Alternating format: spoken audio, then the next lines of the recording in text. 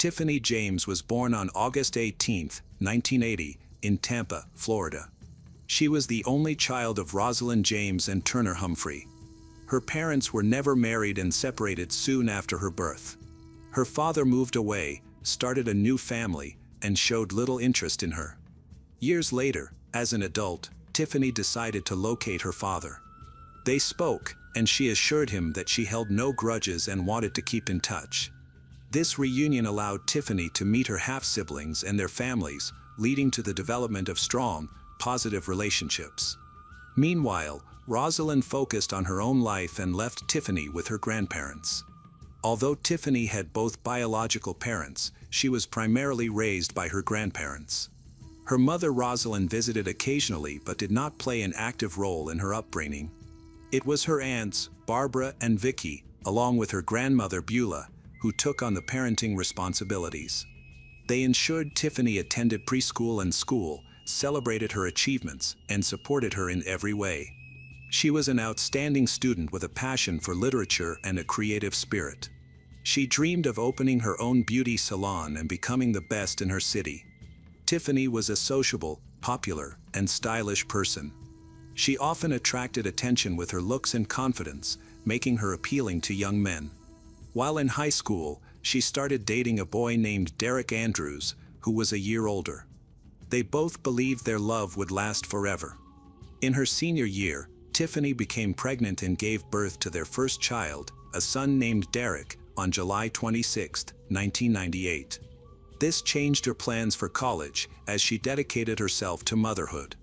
Derek took on various odd jobs to support his family, while Tiffany's family helped them as much as they could. In August 2002, 4-year-old Derek became a big brother when his parents welcomed another son, Darian, named after his paternal grandfather. At this point, Tiffany and Derek were living together in a small rented apartment. Although money was tight, they remained hopeful for their future and dreamed of creating a stable life together. A couple of years later, however, their romantic feelings faded, and they decided to separate amicably. The son stayed with Tiffany while Derek supported them and made an effort to spend time with his children. He eventually began a new relationship but remained committed to being an involved father to Darian and Derek. As a single mother with 2 young sons, Tiffany started to seriously consider her future. She wanted a career that would allow her to provide for her family independently. Since she had not pursued further education after high school, she was eager to change that. Tiffany enrolled in a medical college, aiming to become a cosmetic specialist. Her ultimate goal was to open her own practice or even a clinic where she could turn her passion into a successful business. To manage her finances better, she moved back in with her grandparents, as paying for both tuition and rent was too much of a burden. Her family helped care for her sons whenever she was at work or in class. After finishing her education, she got a job at a private clinic as an assistant to a well-known doctor. She had a steady income and began advancing in her career. For a while, it appeared that everything was finally coming together for her. However, she found herself lacking a strong, supportive partner to lean on during difficult times. In early 2007, Tiffany met a man named Daryl Williams. He was 14 years older than she was and had 3 grown children from a previous marriage. Despite their age difference, this did not hinder their romantic relationship. She believed that he was a mature and trustworthy man, genuinely prepared for a serious commitment. Their relationship developed quickly, and soon, Tiffany, at 27, found herself pregnant. This news shocked both of them, but they were excited, and Daryl proposed to Tiffany, who happily accepted.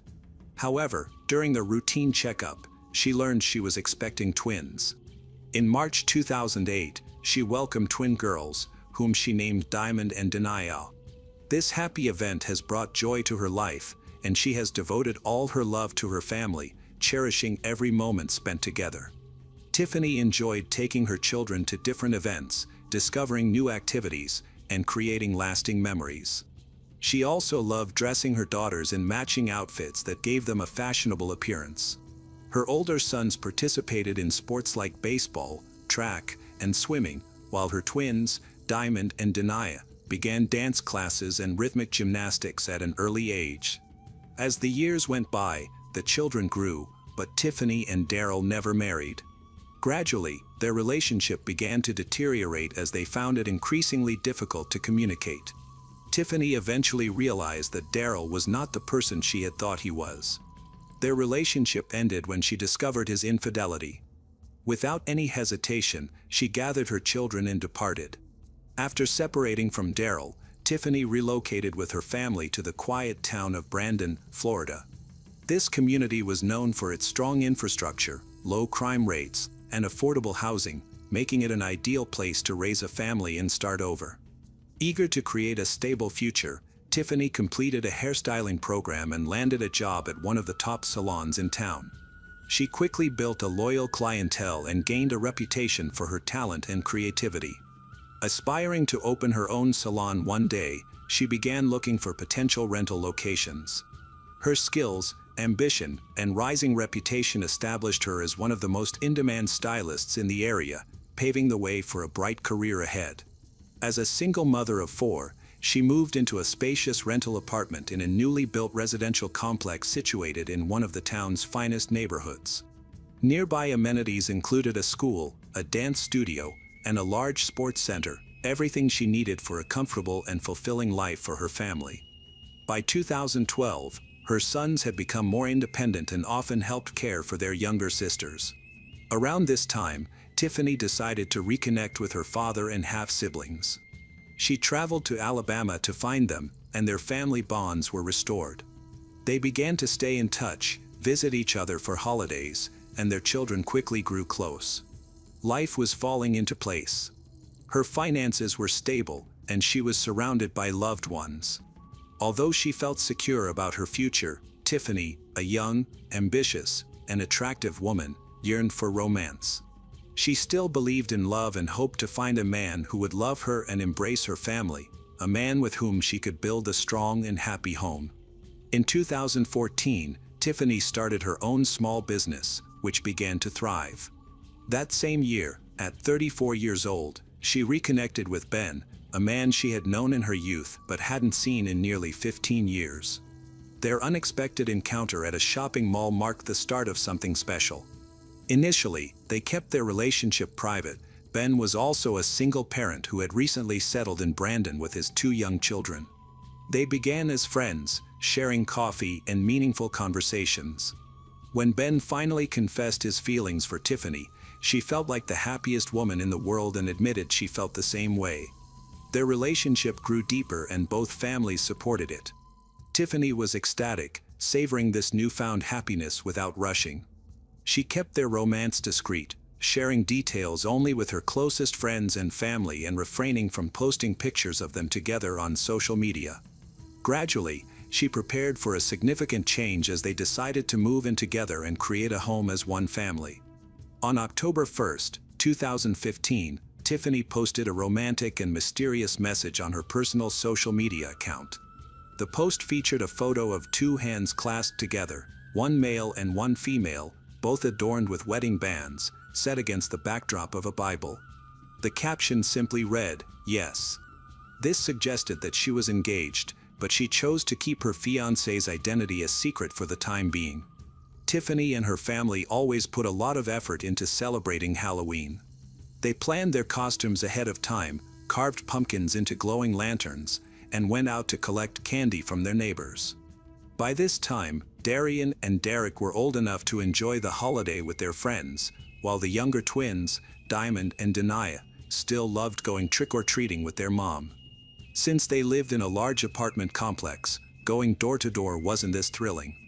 Instead, they visited a nearby neighborhood filled with single-family homes, where Halloween decorations created a festive atmosphere. Families in costumes moved from house to house, and generous homeowners made sure to have plenty of candy, so no one went home empty-handed. That night was supposed to be fun and relaxing, but no one could have predicted the tragedy that was about to unfold. A local woman was home alone, preparing to watch a horror movie to get into the Halloween spirit. The streets outside were quiet, most families had already gone home, and she didn't expect any more trick-or-treaters. Around 9 p.m., she was dozing on the couch with the TV still on when suddenly there was a loud noise, like an explosion, that woke her up. At that moment, her front door, which she had forgotten to lock, swung open. Startled, she quickly got up to shut it. What she saw on her doorstep left her frozen.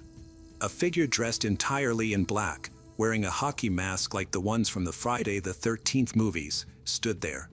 Instead of a machete, the person was holding a shotgun. For a split second, it felt like a scene from a movie or an elaborate Halloween joke. In shock and unsure of her next move, she glanced down and saw a woman lying at the figure's feet, writhing in pain and struggling to move. The masked figure looked down at her for a moment before raising the weapon again. Terrified, the woman ran for her life. She slammed the door just as two more deafening gunshots rang out. Collapsing onto the floor, she covered her head with her hands, fearing she might be next. Then, silence. The stillness was broken by a faint tapping on the window. At first, she ignored it, too frightened to move. But when the tapping came again, she cautiously approached the window and, against her better judgment, looked outside. There stood a young girl, tears streaming down her face. Without thinking of her own safety, the woman rushed to the door to help. Outside, she noticed another young girl sitting on the ground, shocked, hugging her knees. Without hesitation, she brought both girls inside, locked the door, and grabbed her phone to call for emergency services. By that time, other neighbors had heard the chaos and called the authorities. When first responders arrived, they discovered a woman lying in a pool of blood on the pavement. Despite her critical injuries, she was still alive. Paramedics did everything they could, but unfortunately, on the way to the hospital, she died from her wounds. The victim had no identification, and the two young girls were too traumatized to speak. However, as more neighbors gathered, they quickly recognized the woman, Tiffany, who is the owner of a local hair salon, along with her twin daughters, Diamond and Denaya. Authorities immediately contacted Tiffany's relatives, while Diamond and Denaya were taken to the hospital for evaluation. Fortunately, neither child had suffered any physical injuries, but they were deeply traumatized. Mental health professionals were brought in to help them process the event. Many people had been out celebrating that night, and several witnesses recalled the horrifying scene. However, piecing together the full story was challenging, as many struggled to believe what they had seen. It all felt too surreal, almost like a staged performance.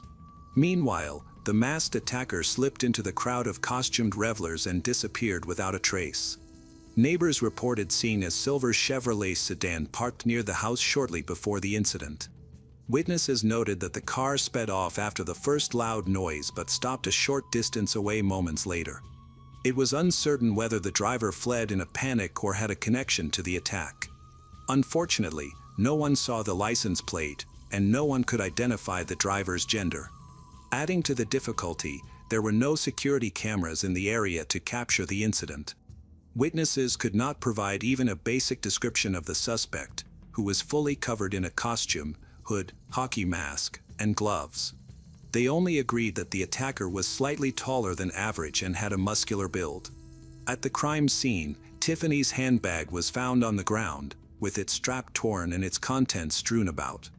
Initially, investigators considered the possibility of a robbery gone wrong, but this theory was quickly dismissed. The cash inside the purse was untouched, and Tiffany was still wearing several pieces of gold jewelry. Nothing had been stolen. Moreover, it seemed unlikely that such a violent act would occur over a simple mugging, especially with a shotgun involved. The aggression of the attack suggested that it was personal. But who would want to harm Tiffany, a cherished mother and respected community member? Investigators began by questioning her ex-partners and her current boyfriend.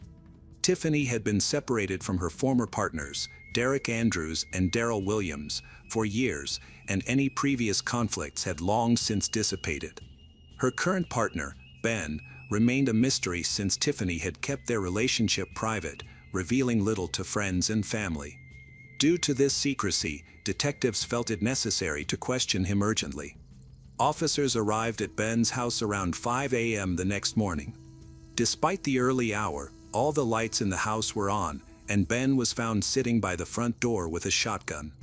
The officers ordered him to drop the weapon and raise his hands, which he complied with, insisting he was not involved in the attack.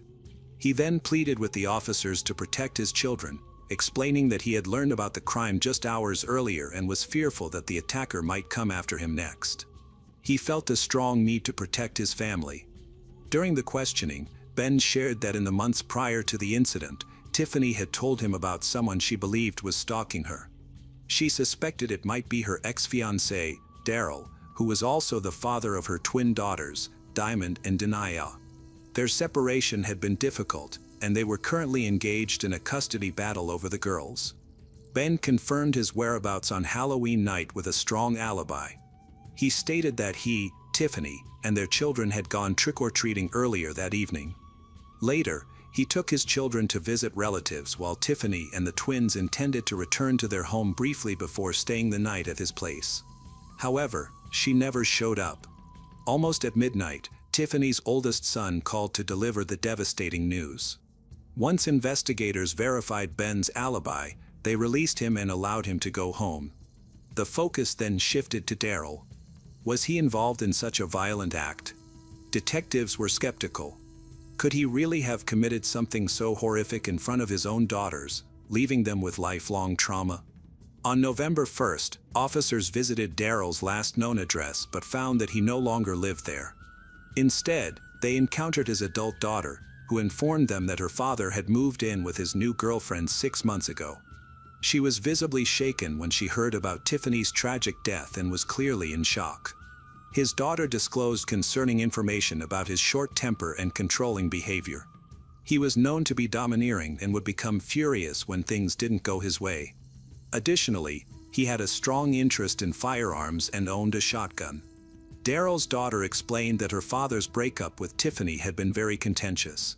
He harbored deep resentment over having to pay child support and had fought hard for full custody of their twins, even though he knew he had little chance of winning. However, she noted that if Tiffany were gone, he would have had a better chance of gaining custody of the girls. Her daughter described her father as ruthless and believed he was capable of committing a crime. After speaking with her, investigators went to Daryl's workplace, a large chemical plant. His supervisor spoke highly of him, describing him as a dedicated worker who could handle the workload of 2 people and was always willing to take on extra shifts. However, Daryl's aggressive demeanor often led to conflicts with co-workers, sometimes resulting in physical confrontations. Notably, on the night of November 1st, Daryl, for the first time, refused a last-minute shift change, citing personal reasons. This unusual behavior raised further suspicions, as it left him without a confirmed alibi for the night of the crime. Detectives visited the home of Daryl's new girlfriend, Rosalind. They noticed a silver Chevrolet sedan in the driveway that matched the description of a car seen near the crime scene. When Rosalind answered the door and saw the officers, she appeared nervous. However, after learning the reason for their visit, she insisted that Daryl had stayed with her all night and had not left the house.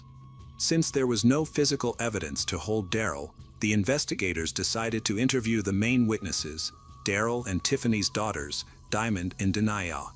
They were still struggling to cope with the trauma. Denia was mostly silent, experienced nightmares, and couldn't sleep without the lights on. Diamond seemed to handle things better but would break down in tears whenever the conversation shifted to that tragic night. To help them, a skilled psychologist was brought in to gently support the sisters through their trauma, and over time, they began to share their experiences. They revealed that while staying with their father, they often saw a mysterious man delivering folders of papers to him. One day, when their father stepped out, they couldn't resist their curiosity and peeked inside the folders, discovering photos of their home, pictures of their mother in various locations around town, and even images of Ben's house. This leads them to realize that their father has employed a private investigator to follow their mother, Tiffany. Even more concerning was the fact that just 2 days before Tiffany's death, she had won full custody of the twins in court, requiring Daryl to pay child support, a situation he strongly opposed. With this new evidence, the police obtained a warrant for Daryl's arrest. Given his known history with firearms and the likelihood that he might resist, the officers decided it would be safer to arrest him at work, where security was tight, minimizing the risk of an armed confrontation. When the officers arrived, Daryl appeared shocked but did not resist arrest. He calmly allowed them to handcuff him and requested to speak with a lawyer. Initially, both he and Rosalind denied any involvement in the crime. However, investigators found phone records and GPS data showing they were both near the crime scene that night. Rosalind was the first to cooperate. In exchange for a lighter sentence, she agreed to testify against Daryl, stating that she had not known his exact intentions, she had merely driven him to the location and waited in the car. When she heard a loud noise, she panicked and drove off but slowed down to let Daryl jump in before fleeing. She claimed that she later provided him with an alibi out of fear for her own safety. Daryl faced charges of first-degree homicide, which could lead to the death penalty. In an attempt to escape this severe punishment, he tried to shift the blame. Upon learning that Rosalind had testified against him, he accused her of having an affair with his adult son and claimed that they had conspired to frame him. He was willing to implicate his own son in a serious crime to save himself. However, investigators quickly disproved his claims by thoroughly examining the evidence and confirming that his son had no involvement in the events of that night. With no alternatives available, Daryl eventually accepted a plea deal to avoid the death penalty. In April 2017, at the age of 49, he was found guilty and sentenced to 50 years in prison, with eligibility for parole after at least 25 years. Hello again, true crime fans. We've got another mysterious case to explore.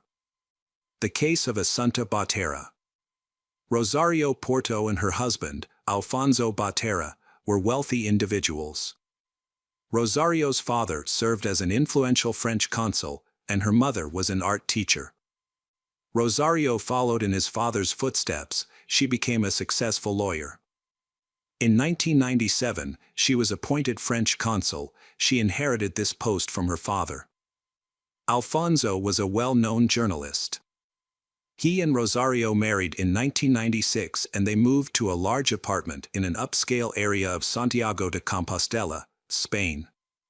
Rosario had lupus erythematosus, which led doctors to advise against pregnancy.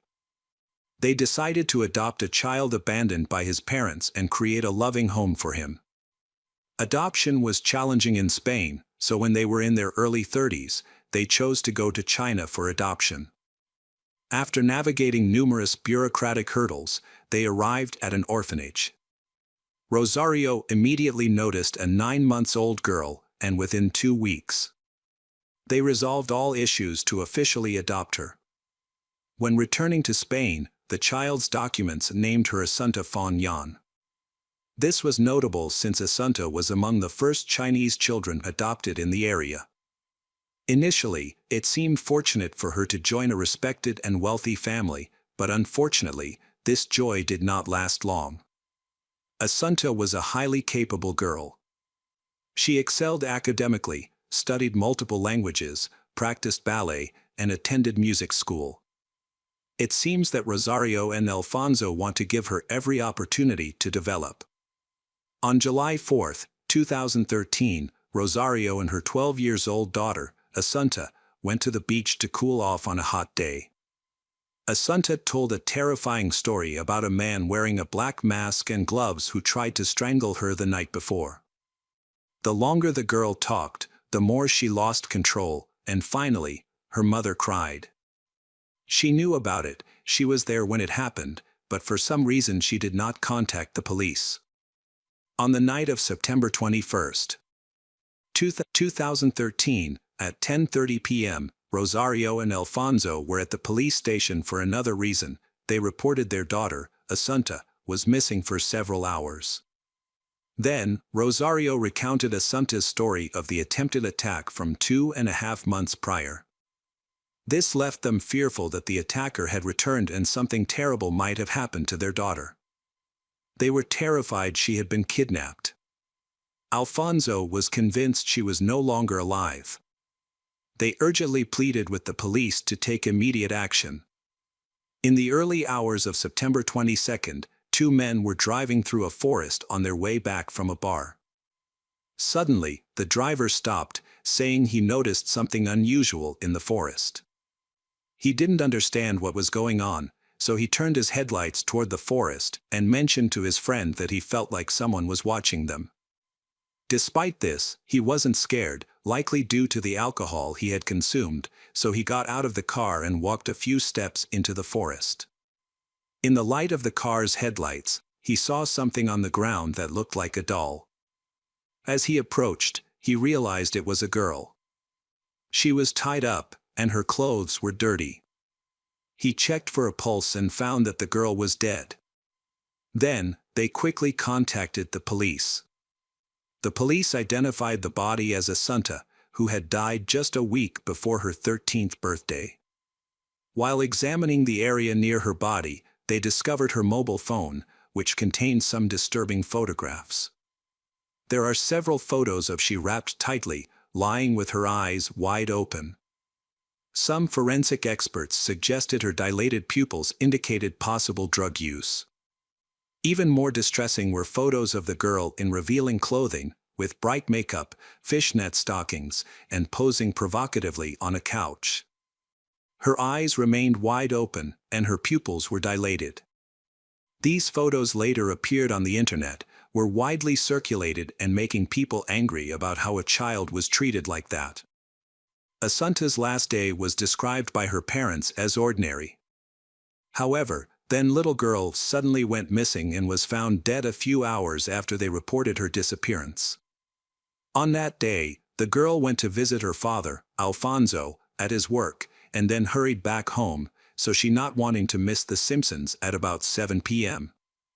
After she returned home, Rosario, her mother, came back from work and saw her daughter in her room, where she had her books spread out on the floor for homework.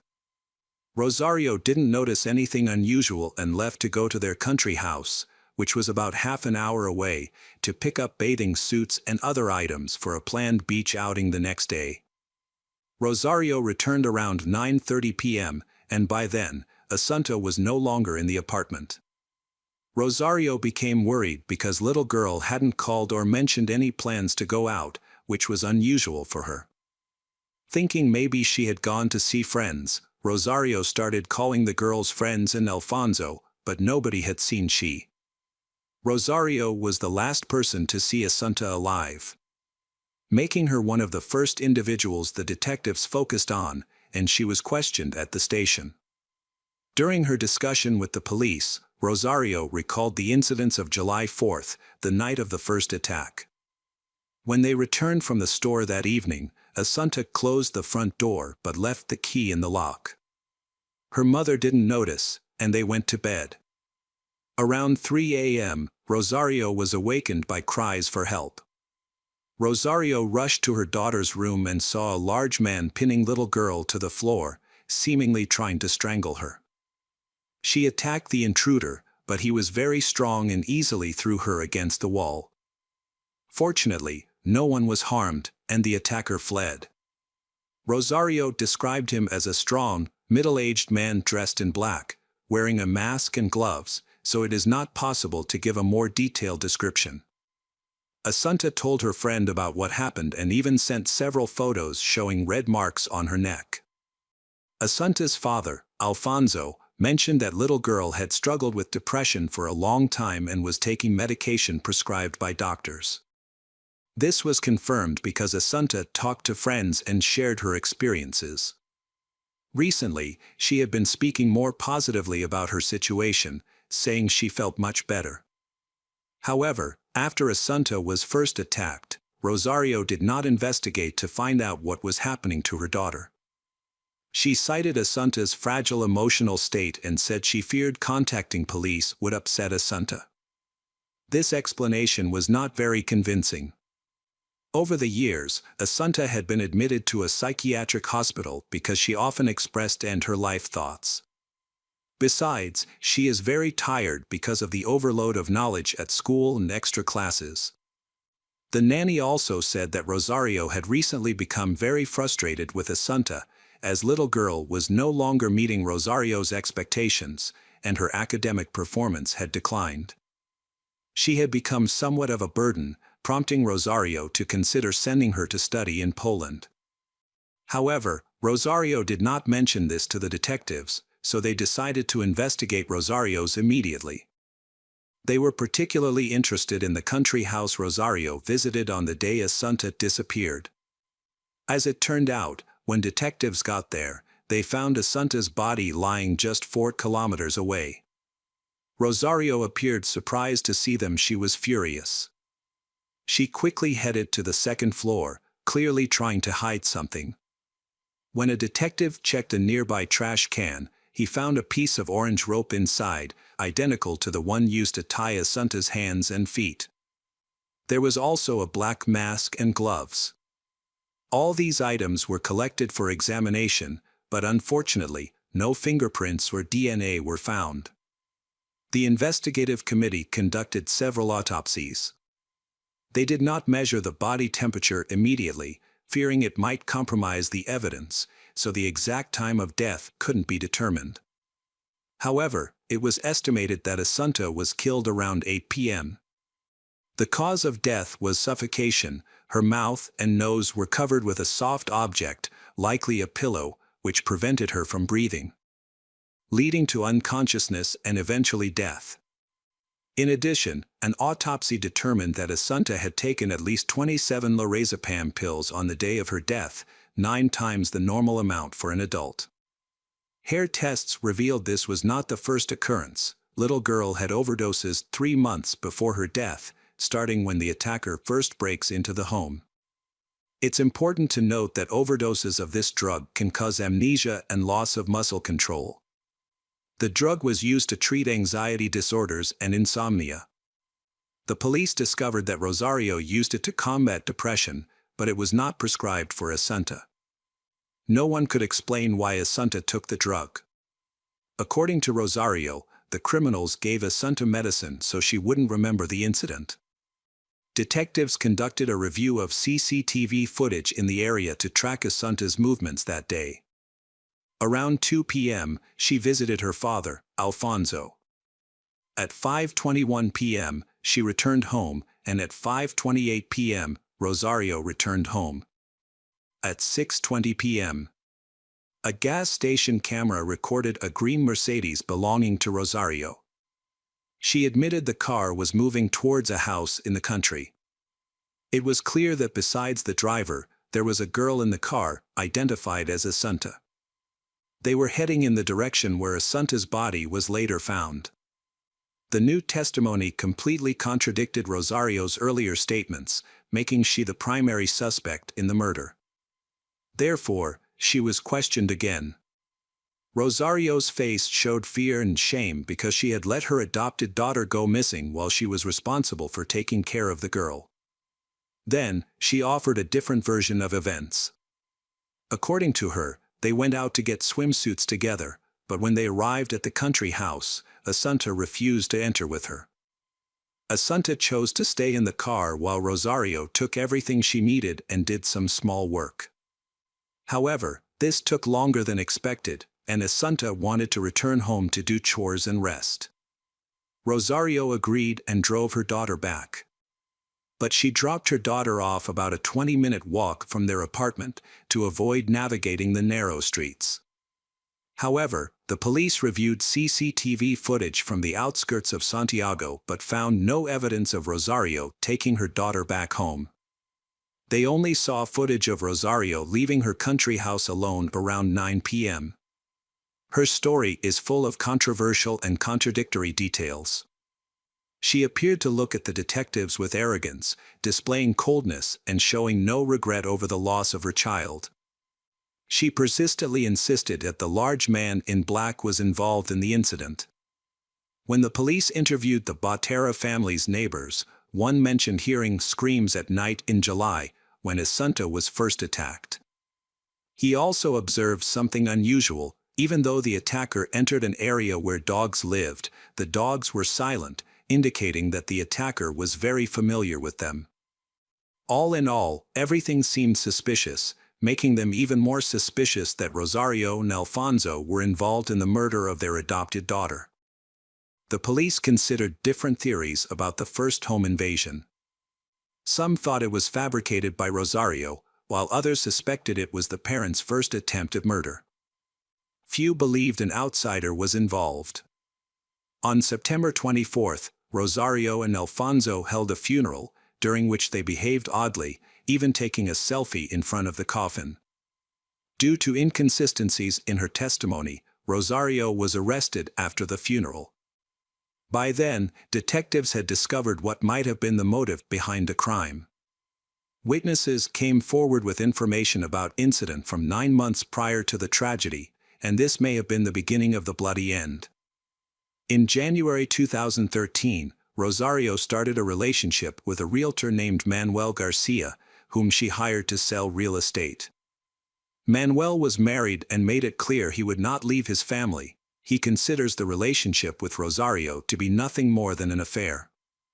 Rosario was fine with this, and their secret relationship continued.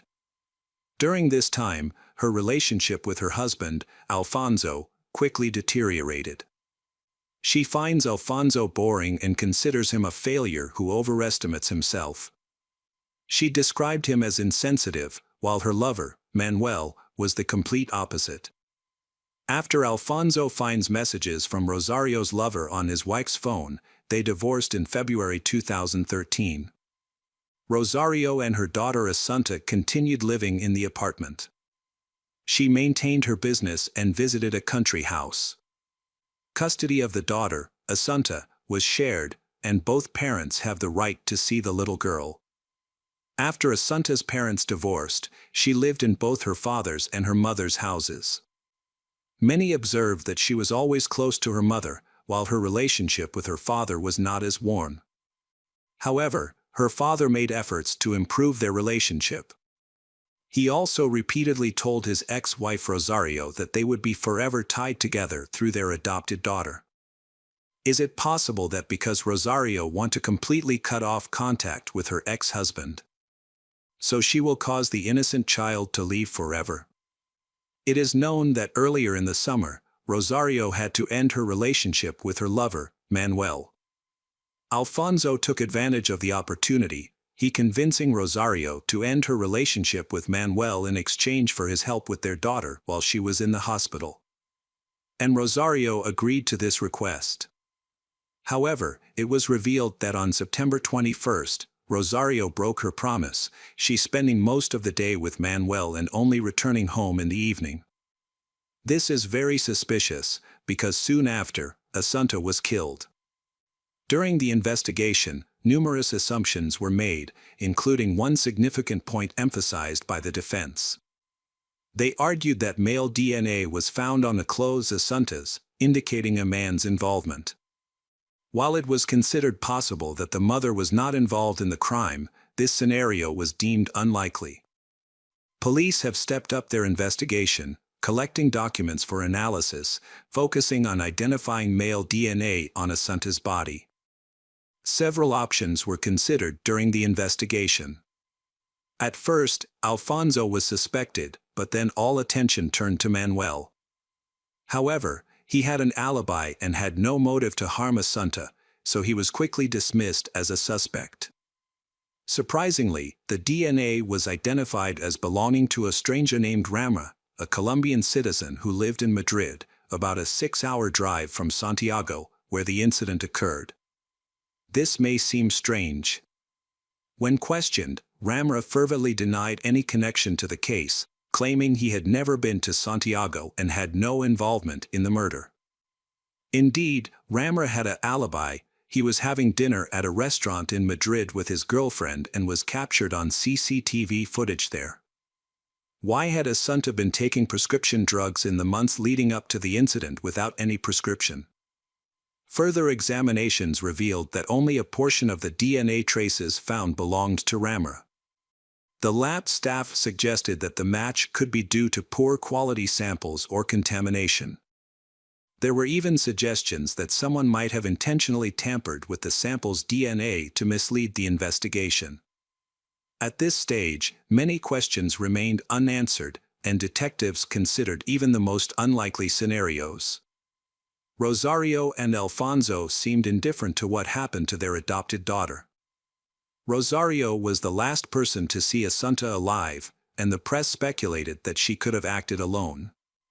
despite her fragile appearance, but investigators doubted she could physically manage Asunta's body. Using cell phone towers, police tried to determine the whereabouts of Rosario and Alfonso at the time of the incident. On that day, their phones were turned off.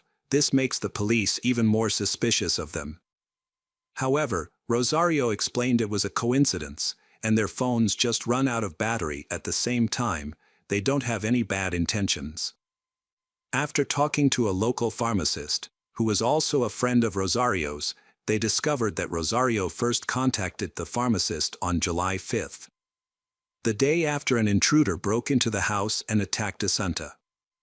After that, this drug lorazepam was purchased in large quantities by Rosario. Considering all the circumstances, the detectives decided to arrest Alfonso Botera. Some of Asunta's teachers had noticed unusual behavior in her. One day, Asunta attended her violin lesson with her father, Alfonso, and she seemed unable to control herself. Alfonso explained that his daughter was just under the influence of allergy medication. The teachers observed that she was usually very reserved and did not share her problems. The drowsiness incident occurred repeatedly, but the parents always had excuses, typically citing her health condition. The teacher was suspicious and distrustful of the girl's parents. When the police interviewed Asunta's teacher, she described Asunta's symptoms and behavior, which matched many side effects of the medication. 2 days before the tragedy, the last suspicious incident happened. On that day, Rosario informed the teacher that her daughter couldn't attend class due to a severe reaction to prescribed medications. After hearing this, the detectives were convinced that the adoptive parents knew about the medications and attempted to poison Asunta. Although Rosario and Alfonso were divorced, but Alfonso was determined to reconcile with she. In June 2013, 3 months before the tragedy, Rosario experienced a nervous breakdown and was hospitalized. During this time, Alfonso moved back in, feeling optimistic as his wish to reunite with his family seemed to be coming true. During this period, Rosario ended her relationship with her lover. Alfonso visited her in the hospital and cared for her after her discharge. It seemed like family matters were improving, but later it was revealed that she had lied, she continuing her affair and meeting her lover on the day of the murder. Given the new information, the investigation believes that Alfonso sought revenge. Perhaps he wanted to cause Rosario more pain than he had to endure from her betrayal. This could explain why the orange rope ended up in the trash at the country house. It was simply tossed there by Alfonso. However, why was Rosario so alarmed when the police arrived, and why did she immediately check the trash? She likely knew about these items and was an accomplice. The police have discovered a new clue. Whenever Alfonso was at home with Rosario and Asunta, the little girl be drugged with lorazepam. However, Alfonso refused to comment on this, claiming he was not guilty.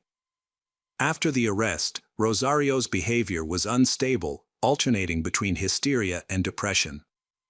Meanwhile, Alfonso remained quiet and calm, he constantly trying to reassure Rosario's by saying they just needed to love and support each other, and that everything would soon be over.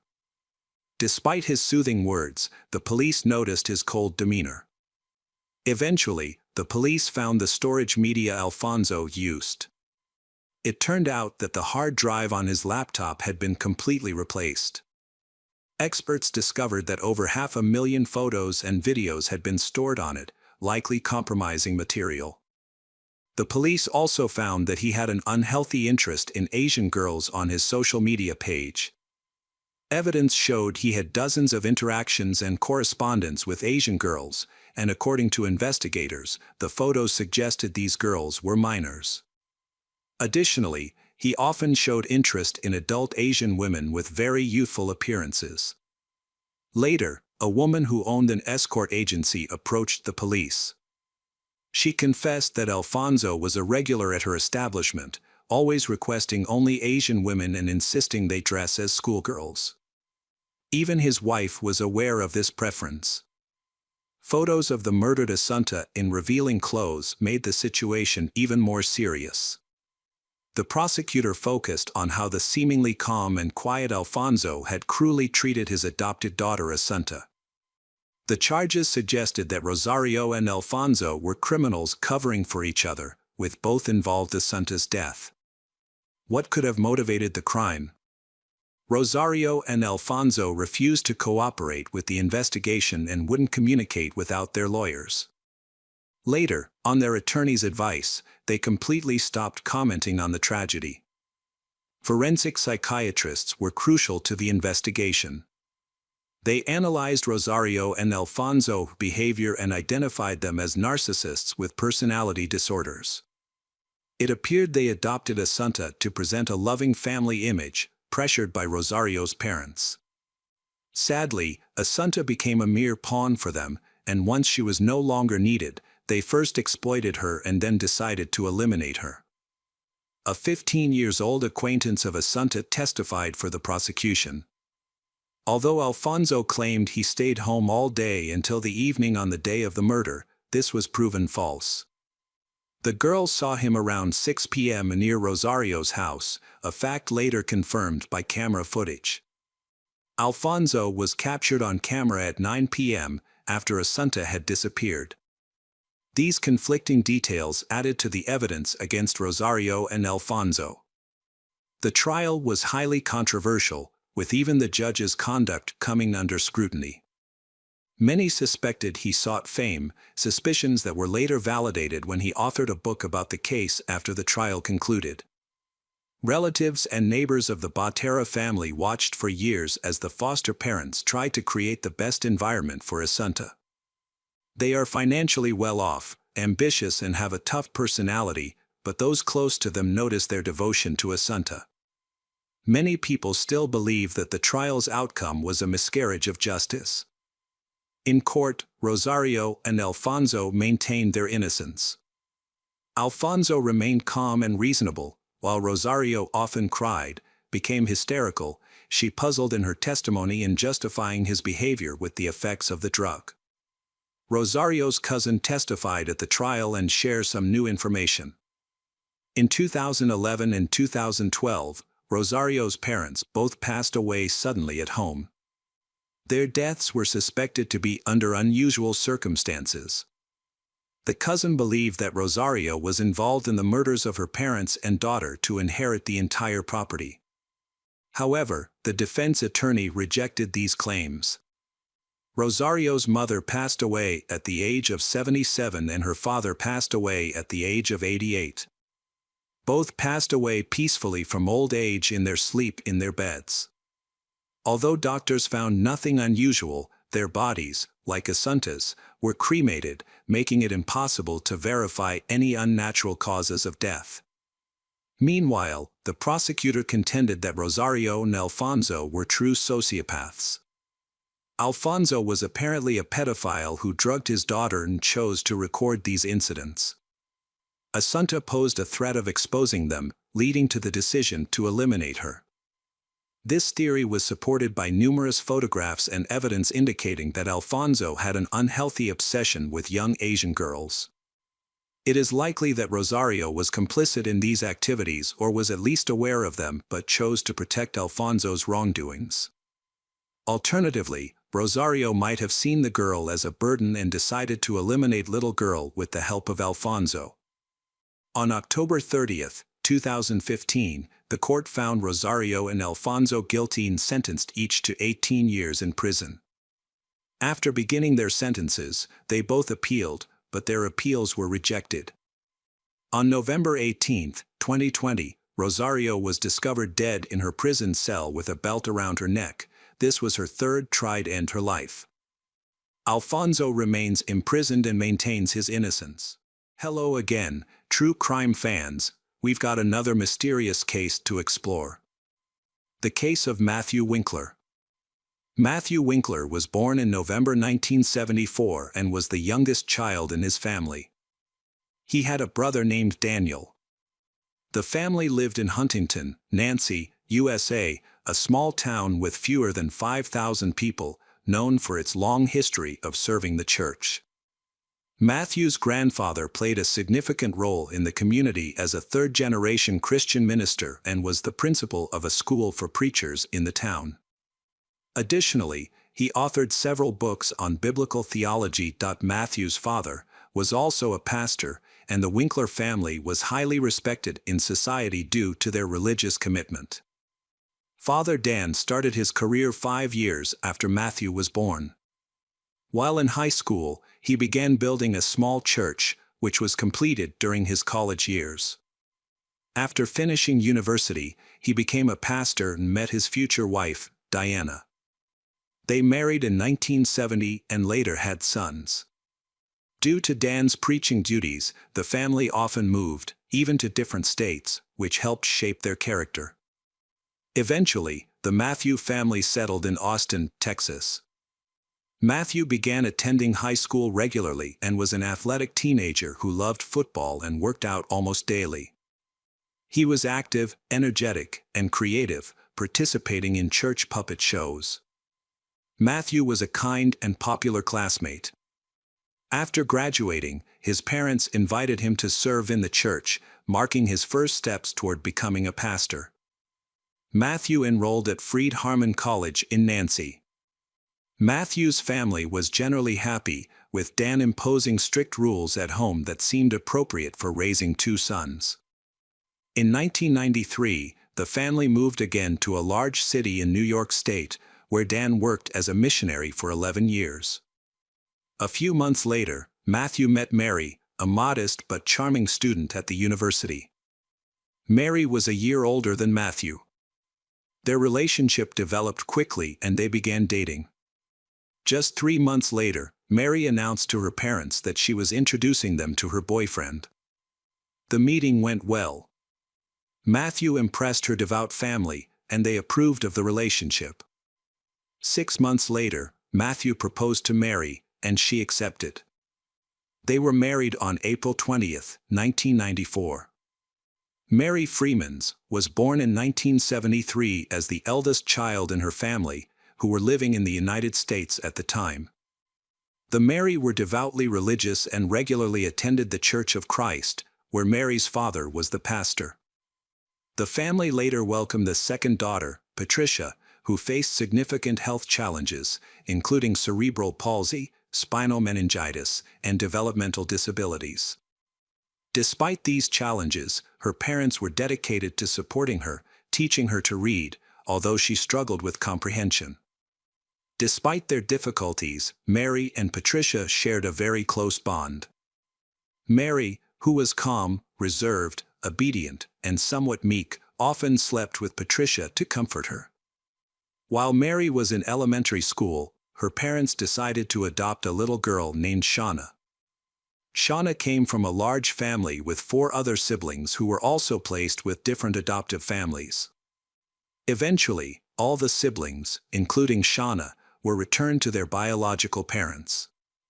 Mary experienced her first major trauma on April 15, 1987, when her younger sister died from a heart attack while taking a bath at the age of 11. This devastating loss affected Mary deeply, and at 13, she sought help from a school psychologist to process her grief. Unfortunately, when her father found out about this, he became angry and demanded that the psychologist stop interfering, believing that he and his wife should resolve the situation themselves. As a result, Mary lacked emotional support from her parents, which led to her developing post-traumatic stress disorder and many other psychological issues that she struggled with throughout her life. Mary's family then adopted 11-year-old Shannon and her 4 siblings, making their dream of having a large family come true. Mary, being the eldest child, took on a supportive role, helping her mother and guiding her younger siblings. Mary then met Matthew, and they began a romance. They began dating and often skipped school to spend time together. When they found out Mary was pregnant, they decided to drop out of school.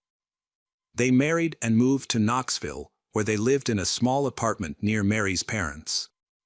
Matthew found work on a construction site. During this time, He felt exhausted by the physical demands of his job and the challenges of their marriage that they were beginning to experience. Matthew began to take his stress out on his wife. He felt resentment towards Mary for dropping out of school and for the difficult situation they were in, especially while his friends were living carefree lives. In order to support his family, Matthew had to work hard. Eventually, he decided to quit his job and start looking for a new job back home. During this time, Mary faced new challenges when her mother was diagnosed with cancer. Despite the support of her family and her mother's treatment at a specialist clinic, sadly her mother passed away in April 1999. The loss had a profound impact on the entire family. Mary's father was left to care for 5 children on his own, leaving her adopted siblings to seek Mary's help more often. Although she supported them as much as she could, she was unable to spend all her time with them as she was pregnant with her second child and responsible for her new baby. In June 1999, the Matthew family began searching for a home. With limited financial resources, they purchased a small, modest house that was still under construction in the small town of Pegram, which had a population of only 2,000. This town was located 15 kilometers from the church where Matthew had secured a job as a pastor. The family moved into their new house in preparation for the birth of their second daughter. Mary began to experience postpartum depression and faced many challenges during this time. Along with caring for her children, she also took on the responsibility of caring for her foster siblings, who were often demanding and difficult. This behavior frustrated both Mary and her husband, Matthew. Eventually, she began to withdraw from her relatives, possibly due to the constant pressure from her husband and foster siblings. A family friend described Mary as modest, shy, homely, and somewhat peculiar. She struggled with social interactions, had a limited circle of friends, and tended to be reserved. At the same time, she experienced unpredictable mood swings, which sometimes upset her husband. Mary began to complain about sexual violence from her husband. However, he did not consider his actions to be the problem. Instead, he believed that it was Mary's rigidity that caused the problem. After a particularly tense argument, Mary invited her 2 brothers to stay overnight because she felt unsafe being alone with her husband. During that time, Matthew realized that they needed to stay away from her family to reduce their influence on his family life. After they moved away, Matthew's marriage began to improve. Mary described the transition as challenging but felt relieved that they had worked through their issues together. The couple bought a house in the small town of Markmenville. At this time, Mary was pregnant again and was excited at the prospect of having a large family, like hers. Unfortunately, Mary later suffered a miscarriage. In the new town, Mary's family met nice neighbors. Matthew's pastoral career is booming, but it requires him to travel frequently, which means he is often away from home. Matthew is looking forward to being promoted to pastor of the local church. Meanwhile, Mary takes a part-time job to help support the family financially. Matthew also worked part-time teaching Bible lessons at Boyd Christian School. He was highly regarded as a specialist and was seen as a positive influence who instilled religious values in his parishioners. He earned the respect of the entire community. However, those who worked closely with Matthew noticed a different side. He was often arrogant and caused tension whenever he was in the office. Mary brought him lunch every day, and although she was very attentive, Matthew treated her with disdain. This angered his secretary. Because of what she considered unacceptable behavior for a man of his faith. No one suspected that Matthew was behaving badly at home. Behind closed doors, he abused his wife. This continued until one day Mary showed up with a black eye, causing concern in the local community. She claimed it was an accident but would not explain how she got the bruise. Rumors began to spread that Matthew might be harming her, including sexually, and his addiction became a topic of conversation in the community. It's unclear if this contributed to Matthew's professional downfall. but in 2004, he lost his job as a church pastor. A more reputable preacher was hired to take his place, which drove Matthew into a frenzy as he had to search for work again. The Matthew family relocated to another city to start anew. There, Matthew finds work at a local church, and Mary is pregnant with another baby girl. However, the transition was not without its challenges. Soon after moving in, conflicts arose with the neighbors due to a dog that lived nearby. The Mary was worried that the dog might bite her children and even threatened to shoot it, which led to resistance from the neighbors. Meanwhile, at his new job at the church, Matthew's behavior changed dramatically. There, he was seen as a polite, caring, loving husband, admired as the head of a wonderful family. For a time, he struggled to maintain this positive image. Brett Glenn, a family friend with close ties to Matthew's family, supported him. While Matthew's family was attending the wedding anniversary of his best friend Brett, Matthew saw that Brett's family had bought a pistol for self-defense.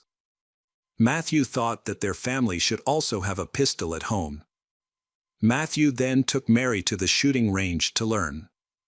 However, soon after, strange events began to occur in Matthew's family. At that time, after giving birth, Mary enrolled in a teacher training program at the university. She wanted to get an education and find a job caring for sick children. On December 1, 2005, Mary received a check that appeared to be a lottery prize. She needed money to pay her insurance premiums, so she took out a loan while she waited for the lottery payout and also took out a similar loan from the bank. Unfortunately, it turned out to be a scam, leaving her in a difficult situation. She opened an account to deposit a large sum of money, but the check was fake. Mary attempted to commit financial fraud in the hopes of obtaining $6,500, but her scheme was too naive to succeed and was eventually discovered. In February 2006, she realized that her financial transaction had been declined. She then contacted the bank and changed the postal address of her account to a rented post office box, indicating her intention to commit fraud. She then opened a new bank account using only her cell phone number and postal address as her contact information. This account had a balance of $100, which she used to go to the bank and attempt to withdraw $7,000 to pay off her previous debt. She then redirected all of her mail to the rented post office box. Meanwhile, Matthew received congratulations from his father for their improving financial situation, completely unaware of the chaos his wife was causing. They had nearly paid off their debts thanks to compensation from an accident a few months earlier. Ironically, while Matthew focused on enhancing their financial well-being, Mary was engaged in fraudulent activities, making their situation even worse. The following day, the bank administration reached out to Mary to inform her that her transaction was illegal and that there were insufficient funds to fulfill her requested amounts. They insisted that she come to the branch with her husband to speak with the manager and resolve the issue. However, instead of discussing it with her husband, Mary chose to remain silent. A bank employee suggested that she take out a $5,000 loan to cover the shortfall, which would allow her to move on from the situation. Yet, since the account was joint with her husband, Mary could not make this decision without his approval, so she left without a solution. Later, bank employees contacted Mary again, warning her that she needed to address the issue urgently, or she could face criminal charges for fraud. They reiterated the loan offer, which would enable her to settle the debt related to counterfeit checks. Mary said she would consider it. While she was contemplating her options, a tragic event occurred on March 22, 2006. The Matthew were expected to attend the church service with the parishioners, and their 3 daughters were also supposed to join the other children. However, when the time came, the entire family was absent. This raised suspicions since the pastor's family was known for never missing significant events. After a brief wait, the elder called their home, but there was no answer, which was unusual for church ministers. Additionally, Matthew was scheduled to deliver an important sermon that day, leading everyone present to suspect that something was amiss. A church minister visited Matthew and Mary's home to check on them. The lights were on, and the TV was blaring, but nobody responded to his calls or knocks at the door. The minister tried looking through the windows but couldn't see inside. He then sought help from neighbors and fellow church members. After an extensive search, they found spare keys in a shed on the property. At around 9 p.m., they finally opened the door to the house. When they entered, the pastors witnessed a horrifying scene. In the couple's bedroom, they discovered Matthew's body on the floor, surrounded by a pool of blood.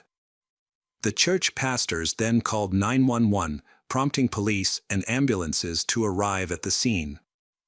Doctors confirmed Matthew was dead. Forensic experts began working to find evidence, but because the crime scene had many traces left by witnesses, it was difficult for them to collect evidence.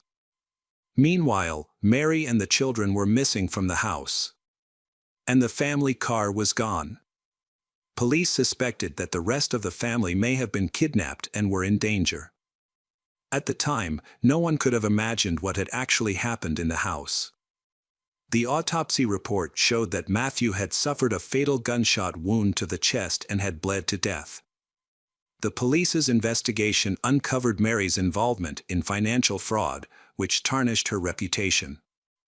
She was now seen as both a victim and a criminal due to her use of counterfeit checks. As a result, she, her children, and her car were placed on a wanted list. Police attempted to track her mobile phone and discovered that she was in Orange Beach, Alabama, approximately 600 kilometers from where the crime occurred. Police in that area were alerted and worked to apprehend her. On March 23, a police officer spotted a minivan making an illegal U-turn around 7:30 p.m. 3 police cars surrounded Mary's vehicle in a grocery store parking lot. The police acted carefully, fearing that she and her children might have been kidnapped and could be in danger.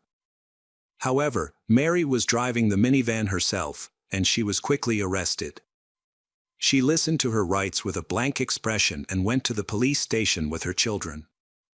In the back seat of her car, they discovered a 12-gauge shotgun, and Matthew was shot with. Mary's daughters extremely frightened. Mary gave her relatives contact information so the children could be cared for while she was arrested. She faced criminal charges of check fraud and explained the circumstances surrounding her husband Matthew's death on the bedroom floor. Just a day after her arrest, Mary confessed that the previous day, she and her husband had had a minor argument, which led to them sleeping in separate rooms. She eventually retrieved a gun he had kept in the closet for protection. Mary said she could not remember the events clearly, feeling like she had amnesia. She recalled hearing a noise and then seeing her husband fall out of bed, gasping for air and covered in blood. Her account was a blur to her. She could not remember how she got the gun and shot him, nor could she explain her actions. 5 months after her arrest, Mary's father mortgaged their home to pay the $750,000 bail to get her out. After her release, Mary moved to Tennessee and worked at a dry cleaner while awaiting trial. Prosecutors argued that Mary had carefully planned the murder. She disabled Matthew's cell phone to prevent him from calling for help, leading to his death from blood loss. Mary knew where guns were kept in their home and had easy access to them. A handgun was identified as the murder weapon, but the motive for the crime remains a mystery. Mary, who used to be so quiet and gentle, and why she killed her husband, while the locals considered Matthew a holy man. The children stated that Matthew was a good father who never harmed them or their mother. They had never witnessed any arguments between their parents. One day, they were awakened by a loud noise and went to investigate. As they turned the corner in the hallway, they saw their father lying on the floor. However, their mother quickly closed the door in front of them, leaving the girls confused about what had happened. The prosecution alleged that Mary was experiencing financial difficulties that she tried to hide from her husband. This was difficult to maintain, as he would eventually discover her deception when he checked her bills. It is believed that after uncovering her fraud, Matthew was shot, or that she planned to kill him to prevent him from learning about her schemes. During the investigation, it was revealed that the check fraud was not Mary's only illegal activity. She had submitted a fake document to 5 banks, committing scams totaling $17,500. This type of fraud, known as check kiting, involves artificially inflating the balance on a bank account to access non-existent funds. Bank staff confirmed that they repeatedly asked Mary and her husband to meet with managers to resolve the issue of missing money. None of the banks reported her to the police, and they tried to resolve the situation amicably. However, Mary chose to ignore their requests because she wanted to hide her financial troubles from her husband. During the trial, Mary denied confessing to murdering her husband, claiming that she was in a state of shock. Her attorneys argued that her husband was a domestic abuser who not only assaulted her, but also raped her and coerced her into committing these acts of fraud. A key point of the defense concerned the murder weapon. They argued that loading the shotgun would have made a lot of noise, which would have woken her husband, suggesting that it had been loaded long before the crime occurred. Mary, unaware of the gun being ready, simply grabbed it to threaten her husband. Unfortunately, the gun accidentally discharged, resulting in her husband's death. Therefore, the defense asserted that the shooting was an accident.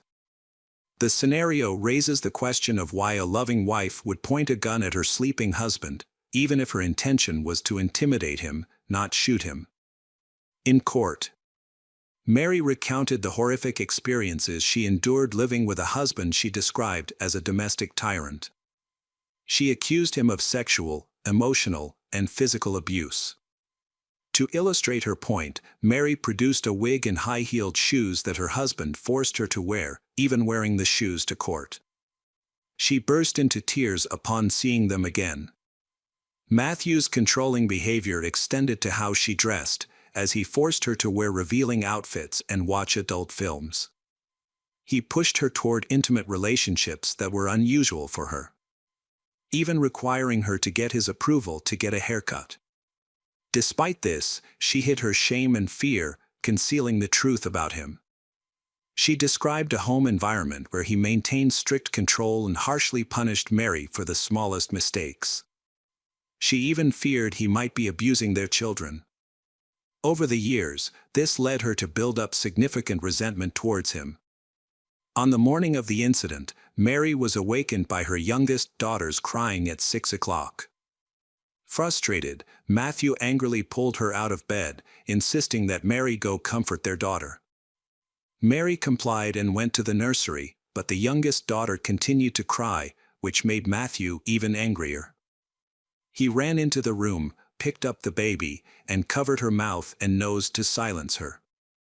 Fearing for her daughter's safety, Mary begged her husband to give her the child. Finally, he returned his daughter to her and returned to the bedroom. Mary calmed her daughter, put her to bed, and then took a shotgun to confront her husband, accidentally shooting him in the process.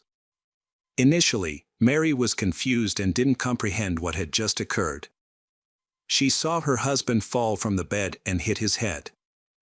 Fearing he had fallen and would be angry with her, she quickly left the bedroom. Listening for any signs that he might be pursuing her, Mary confirmed it was quiet and went back to the bedroom.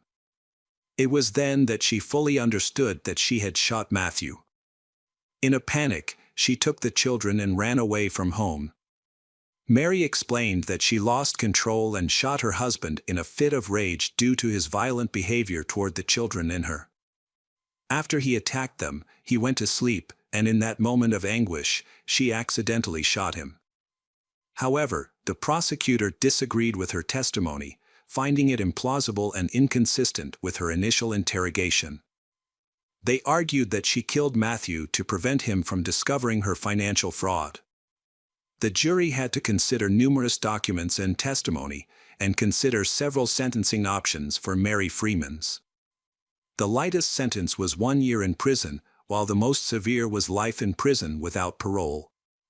She also faced the possibility of losing her parental rights forever. After deliberating for about 8 hours, the jury returned a verdict on April 19, 2007, finding Mary guilty of manslaughter, which fell between the lightest and most severe sentences. The case was awaiting a final verdict from the judge, and Mary was expected to be sentenced to at least 6 years in prison. However, the judge's ruling came as a surprise. Mary Freemans was sentenced to just 210 days in prison, with the 5 months she had already served before the trial counting toward that sentence. After the sentencing, Mary was committed to a mental hospital for 60 days before being released. The judge and jury justified their lenient sentence by stating that they believed Mary and considered her a victim of domestic violence who had been pushed to her limits.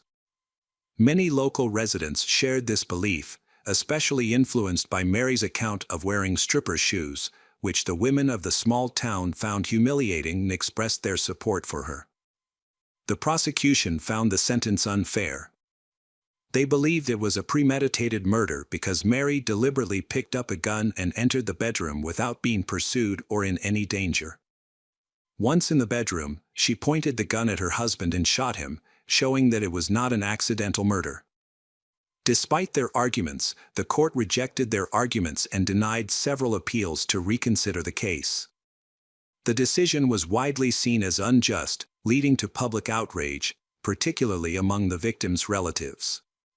In August 2008, Mary won full custody of her 3 daughters, who had been living with Matthew's parents.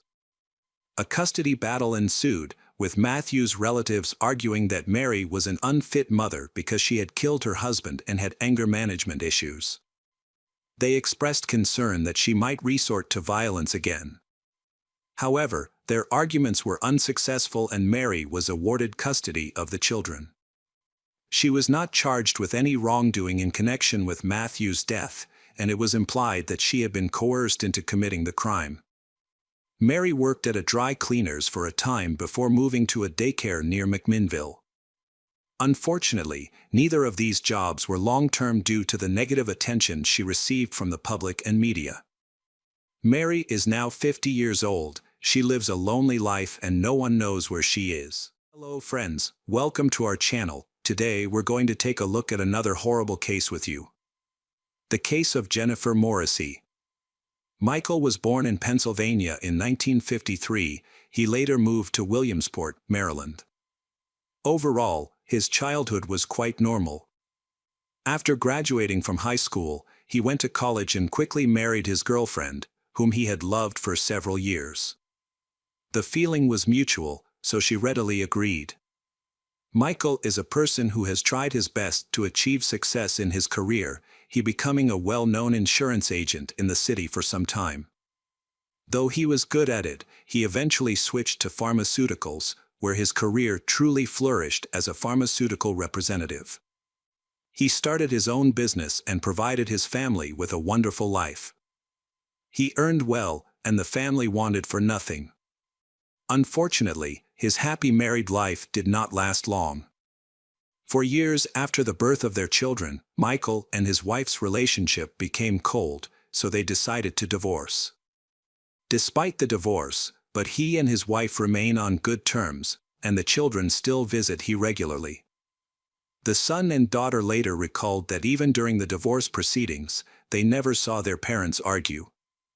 Their relationship remained peaceful and respectful, even as they decided to end their marriage. A few years later, Michael moved to Bucks County, Pennsylvania, to start a new life. He plans to continue his business there until he retires. As a single man, Michael enjoyed his freedom and owned a large, beautiful house by the river. He developed an interest in art and began collecting valuable pieces. Although he didn't aim for world-class masterpieces, he has gathered a fascinating collection that he is very proud of. Michael remained a bachelor for a long time until 2012, when he met a 28-year-old single mother named Jennifer Morrissey. They quickly fell in love and moved into a more intimate relationship. The romance was intense and passionate. Soon, Michael invited Jennifer on a vacation to the Caribbean islands. On the trip, he brought 2 jet skis and 2 ATVs so that both could participate in the activities. He was deeply infatuated with Jennifer, and his relatives were amazed at how much he had changed. He even got his first tattoo in his life, dedicated to Jennifer. In 2015, after they had been dating for 3 years, Michael invited Jennifer to move into his house, and she agreed. He gave her everything, including a comfortable life.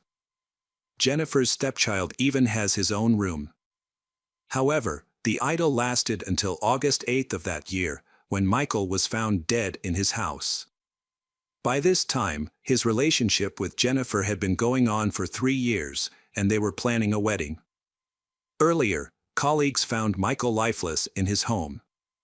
They initially thought he might have died from a heart attack.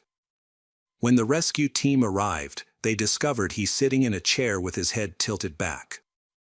From behind, he appeared to be sleeping, but closer inspection revealed a pool of blood beneath him, with blood streaks around his mouth, nose, and chest. It became clear that he had not died from a heart attack but from gunshot wounds to the face. The wound between his eyes suggested that it was either murder or intentionally ended his life. Forensic experts began analyzing the scene and quickly ruled out intentionally ended his life. If he had shot himself, the gun would have fallen to the floor or at his feet, but the gun was missing. This indicated someone else was present at the time of his death, who pulled the trigger. Forensic experts expanded the search area and examined the living room. A .380 caliber cartridge case was found about 10 meters from Michael. There were no signs of a struggle inside the house, perhaps because the killer suddenly attacked him and acted abruptly. In addition, the watch, a laptop, and a cell phone of Michael's were also lost, indicating a robbery. It appears he witnessed a break-in, prompting the attacker to kill him to silence him. Further clues were found in Michael's bedroom. Investigators learned that he owned 2 registered guns. However, only one gun was found, and the holster for his Smith & Wesson .38 was empty. It was confirmed that he was shot with this missing gun. He had kept the gun for self-defense, indicating the perpetrator likely knew its location. There were no signs of a struggle, no injuries on Michael. This suggests the criminal knew the house, the location of the weapon, and how to escape unnoticed. As a result, investigators began testing people who had close contact with Michael to identify the suspect. The robbery theory quickly to unravel. Although Michael's pockets were empty, along with his cell phone, laptop, and watch were all lost, but other valuable objects remained intact. These valuable objects are highly visible, include his art collection, which featured some valuable pieces. Notably, each painting in his collection was lit up. The intruder didn't come to the house to rob but specifically to kill. Several items were taken to create a fake scene of a robbery, in order to mislead the investigation. One important piece of information is the disappearance of information storage devices, such as mobile phones and laptops, likely containing important, suggesting this was not accidental. The house was not broken into, the doors and windows are still intact. This suggests that either the perpetrator had access to the house or Michael let them in, likely because he trusted them. Upon investigating his recent life, the police found he had no known enemies. He had been in a long-term relationship with a woman named Jennifer Morrissey, who was 33 years old. Some neighbors noted that she was the fiancée of he. However, she had vanished without a trace, which seemed very suspicious. Neighbors described Jennifer as a rather private person who did not like to talk about herself or her past. It was known that she had conflicts with her mother. Jennifer recounted her difficult childhood living in her mother's house, and she had been abused a lot. She accused 2 men of repeatedly raping her during her teenage years. However, her mother did not believe it. So, she eventually dropped out of school and left home. She recalls this period as a difficult one, and she suffered from severe depression.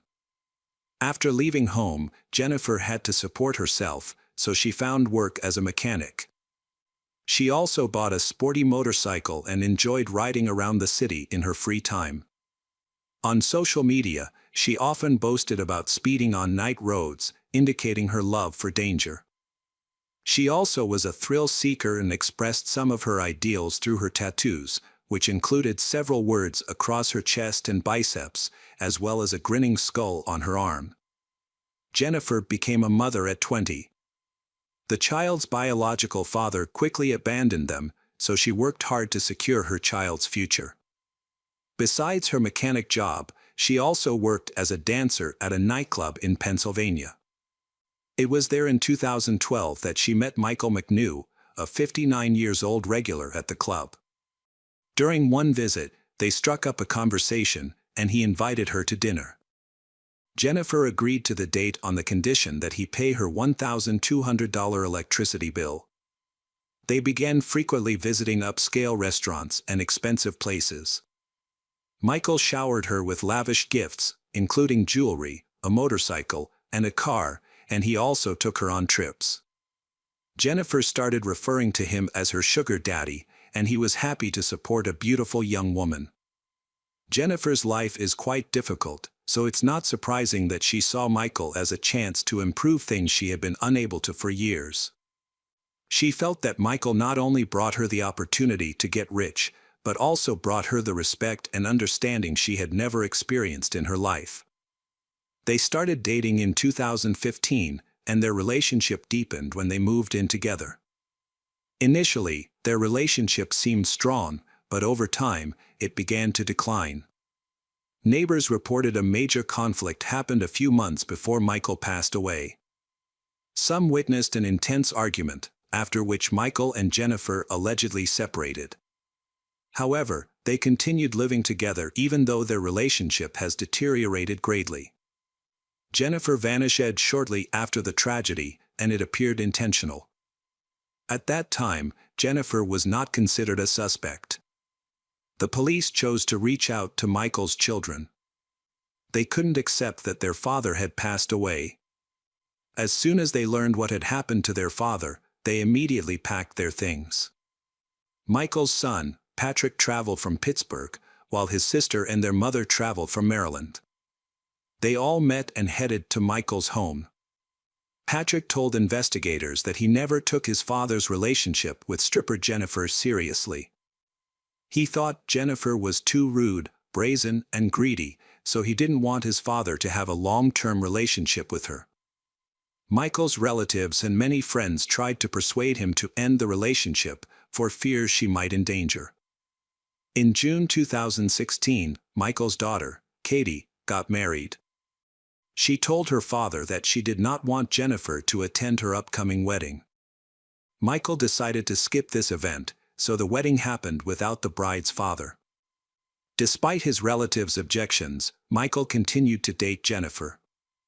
Michael even made her the beneficiary of 2 life insurance policies worth about $500,000. By then, everyone knew Jennifer was frequently using illegal substances, exploiting Michael, and possibly having an affair. She severely damaged the relationship between Michael and Patrick, leading to frequent conflicts between them. Many believe that she did this on purpose so that she could gain access to all of Michael's assets, a wealthy man. However, in 2017, new issues emerged when she started distancing herself from him. She would leave without notice, came home late at night and just went to sleep without explaining anything. It was obvious that she was not really interested in the relationship anymore. During this time, she began using more illegal substances during this time, resulting in a serious addiction. She was arrested several times. Twice for substance abuse and once for causing an accident. A year before the tragic incident, Jennifer had cut off a cyclist with her car. Despite these issues, Michael stood by her. He helped pay all the fines and legal costs, making monthly payments for 2 cases filed against her, amounting to about $4,000 in total. According to Michael's children, shortly before his death, He mentioned his intention to break up with Jennifer and cancel their wedding plans. For Jennifer, this means she will lose everything, including a life of luxury that he has given her. She had to manage on her own and didn't have much money. She would also lose the large house and access to all the luxuries he had provided. The children of Michael, Patrick and Katie, believed that money was the motive for the murder. Jennifer simply lost control of herself as she found herself facing the possibility of losing everything. Michael had died 24 to 48 hours before his colleagues found him. The cause of his death was a gunshot to the face, fired at very close range. The bullet impacted the facial bone, fragmented, and split into two parts. One of them reached the brain, causing instant death. The police had to mobilize all resources and seize every opportunity to capture Jennifer and interrogate her, as she was the prime suspect. She was known to be on probation due to an accident. The police hoped she would come to the department to check in with the inspector, and as they anticipated, she did. On August 10th, 4 days after Michael's death, Jennifer unexpectedly arrived at the police station to pay court costs. She also reported to the police that she had seen on the news that her lover, Michael, had been killed, which surprised her greatly. The dispatcher then informed the detectives leading the investigation about this. It seemed odd because news of the crime had appeared on TV and social media almost immediately after the murder. Why did Jennifer wait 4 days to contact the police? The detectives reached out to Jennifer and arranged to meet her at the station the next day. They didn't reveal that she was a suspect in the murder but said they wanted to ask a few questions about a T-shirt. Meanwhile, they requested a warrant to examine her communications. However, Jennifer sensed something was amiss and didn't show up for the meet. Instead, she disappeared for several days. From experience, the detectives knew that this behavior was typical of criminals who are buying time. During such periods, they often fabricate an alibi or attempt to hide. Meanwhile, the police continued gathering evidence against Jennifer's. To learn more, the investigators spoke to multiple friends of Michael. One friend revealed that shortly before the crime, Michael had called him, expressing fear for life. Michael had discovered the identity of Jennifer's boyfriend, a man known by the alias Ruthless. According to Michael, this man was extremely dangerous.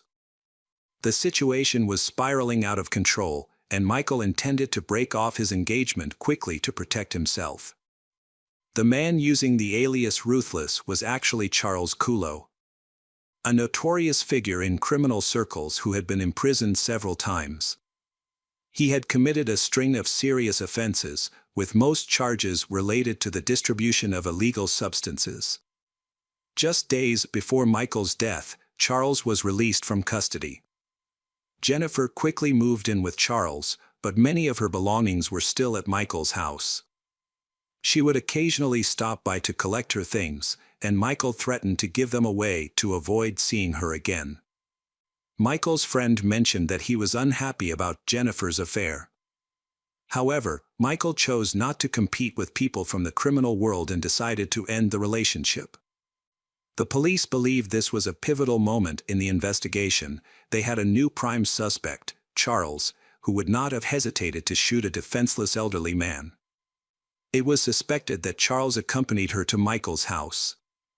And Charles and Jennifer simply wanted to make a profit, so they killed Michael so they wouldn't be hindered. Meanwhile, Jennifer missed a scheduled check-in with the inspector, which allowed the police to detain her and bring her to justice. On August 25, 2017, police officers went to the motorcycle repair shop where Jennifer worked and arrested her for violating her probation. Later, one of Jennifer's cellmates reported that she behaved very suspiciously during her imprisonment and confessed to intentionally killing Michael. The investigators brought Jennifer's in for questioning and informed her that she was suspected of being involved in the murder. She chose not to answer their questions and instead hired a lawyer. Meanwhile, a warrant was issued to access the communication devices of Jennifer. Jennifer's phone was found at the crime scene at 9:45 p.m. during her correspondence with Michael, confirming she was present at the time of the murder. Afterward, her phone's geolocation showed she traveled about 20 kilometers south to Charles's trailer, arriving there around 11 p.m. Michael's phone remained at the house until about 1 a.m. before moving towards the river, where it stopped working, likely after being thrown into the water. If Jennifer had already left the scene, who took the phone? An electronics expert discovered that Jennifer's phone automatically connected to Michael's Wi-Fi network at about 9:45 p.m. on August 6, 2017, when the murder occurred. This suggests she was very close to the router at that time. The police continued their investigation and discovered that Jennifer had a second mobile phone. They accessed this device, which actually belonged to Michael and was password protected. There was a risk of being unable to unlock it, but thanks to a list of passwords found on Michael's computer, used by Jennifer, they successfully unlocked the phone. This action uncovered significant evidence. The investigation revealed that shortly before his death, Michael was communicating with Jennifer. While she had deleted much of the information, detectives were able to recover it. Michael intended to contact the FBI to ensure Charles was imprisoned for life. Naturally, Charles could not allow this, so investigators believe he chose to kill Michael. Although Charles's phone was examined, he didn't appear to take these threats seriously. Jennifer, however, reacted more aggressively.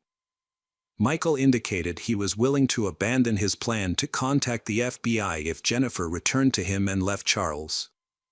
The last message Michael sent before his death was "I love you," to which Jennifer did not respond. After accessing Michael's social media accounts, it was discovered that the day after his death, Jennifer began sharing various stories about the incident with her friends and acquaintances. Jennifer recounted many different stories to everyone. She told some that he had been attacked, but she told some other people that she didn't know what happened because they broke up a long time ago. She did this to spread misinformation and cover her tracks. It was obvious that she and Charles were involved in the murder. Eventually, the detective spoke with Charles, and he confessed. According to him, he was not involved in Michael's death. The murder was committed by Jennifer. That day, Jennifer returned to him late in the evening and admitted she had killed Michael. She explained that after an unpleasant conversation, Michael approached her with a gun. She managed to take the gun from him, but it accidentally fired, killing him. Frightened, she left immediately afterward. Jennifer requested to return to Michael to ensure he was either dead or to administer first aid if he was still alive. However, Charles refused to be involved in the crime, so he asked his friend Jerry to take Jennifer to the victim.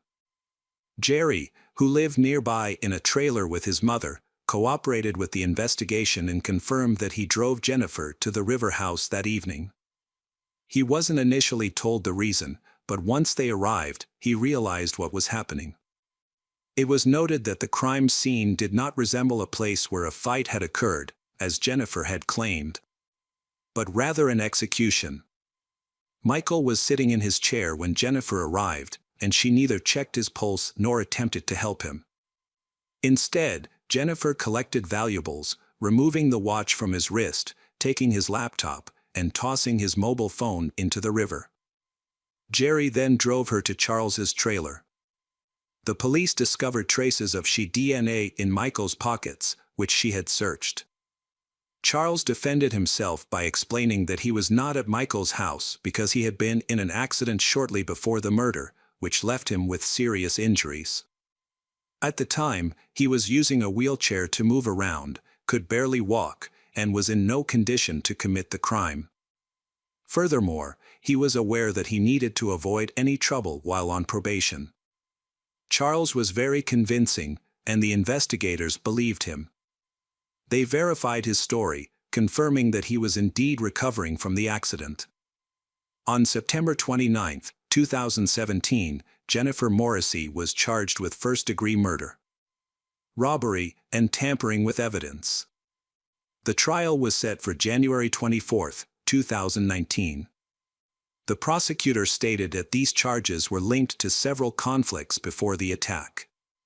Jennifer felt most upset because Michael did not want to continue funding her lifestyle and left her, which further aggravated her.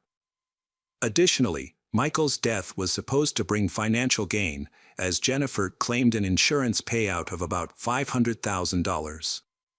The crucial evidence against Jennifer came from Jerry, a friend of Charles, who testified at the trial. Jerry confirmed that Jennifer returned to the crime scene to eliminate evidence. Due to his cooperation, he was not charged. Likewise, Jennifer's boyfriend Charles was not charged because he also testified against her, even though he initially protected her, delayed contacting the police, and destroyed the murder weapon. Inmates also testified against Jennifer during the trial. The defense argued that Jennifer was not cruel and could not be accused of being vindictive or aggressive. To support this claim, Jennifer chose to testify herself. During the trial, she claimed she went to Michael's house in the evening to collect her belongings. He allegedly met her at the door with a gun, refused her entry, and aimed the gun at her. She said she reacted quickly, a struggle followed, and during the struggle, the gun accidentally went off, shooting he in the face. Jennifer maintained it was an act of self-defense, insisting that if she hadn't shot him, he might have shot her. However, her story didn't align with the fact that Michael was found shot while sitting in a chair, suggesting he wasn't at the door as she claimed. This made her account seem unbelievable. Forensic experts concluded that the most likely scenario was intentional murder. Evidence showed that the gun was about 3 meters from Michael's head when it was fired. Jennifer had aimed precisely between his eyes to kill him swiftly, execution style. There was no evidence of a struggle between them. On February 1, 2019, the jury convened to deliberate a verdict. Jennifer Morrissey was found guilty of first-degree murder, theft, and tampering with evidence. She was sentenced to life in prison without the possibility of parole. However, she never showed remorse. Michael's son was the most affected during the trial investigations. He repeatedly expressed his hatred towards Jennifer because she took his father away from him. Because of Jennifer, the relationship between him and his father has greatly deteriorated, and now they can no longer be reconciled. Hello again, true crime fans, we've got another mysterious case to explore. The case of Ellen Greenberg. Ellen Greenberg was born in New York on June 23, 1993, as the only child of Joshua and Sandy Greenberg. At the time of the events, she was 27 years old and living in Philadelphia. Ellen grew up in a family filled with love and was a cheerful, outgoing girl. In high school, she played softball and golf, excelling as a competitive athlete. She was well-liked and had many friends. Her mother said that she was a special person, able to connect people with each other. After graduating from college, Ellen earned a degree in communications from the University of Pennsylvania. Even so, she felt this was not her true passion. As a result, she took evening classes at the university and eventually earned a teaching degree. After completing her studies, she quickly found a job as a first-grade teacher in Philadelphia. In 2008, Ellen met Samuel Goldberg, the son of a famous family in the area. They started dating soon after. Deeply in love, they soon decided to live together. By 2011, they were engaged and planning to marry in August. Ellen was thrilled and joyfully prepared for the wedding, trying on her dress and sending out invitations. She had no idea that incident would soon take a strange and unexpected turn. On January 26, 2011, while Ellen was at work, Philadelphia had a major snowstorm, prompting the school to close early. Ellen returned to the apartment she shared with her fiancé, Samuel. At around 5 p.m., Samuel went to the gym, he unaware it would be the last time he saw Ellen alive.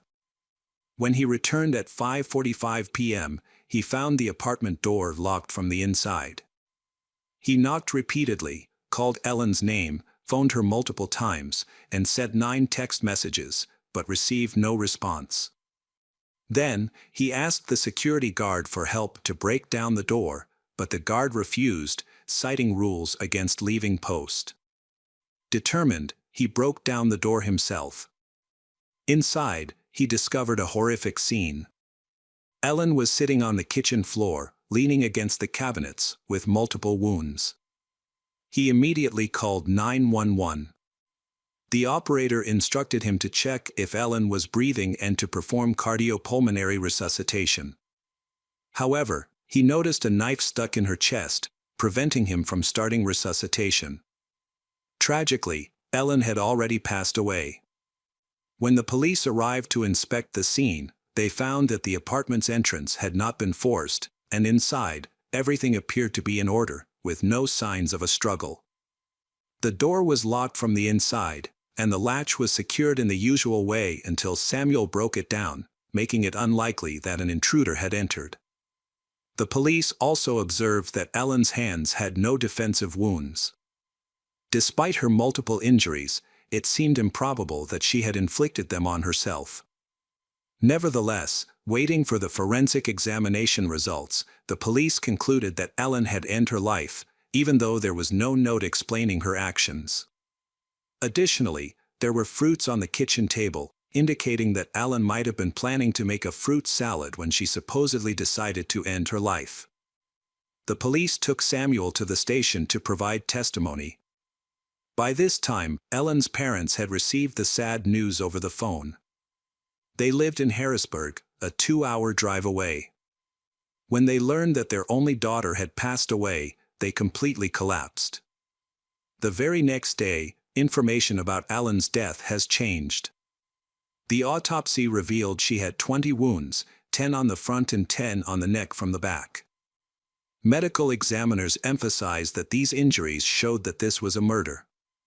She also had bruises on various parts of her body, both recent and older, making it hard to believe she could inflict neck and head wounds on herself from behind. Especially because at least 2 of these wounds were almost fatal and left her unconscious. Additionally, it takes a great deal of force to cause these injuries, especially head injuries. She was found with a knife stuck in her chest after already sustaining 19 injuries. Could she have done all of this by herself?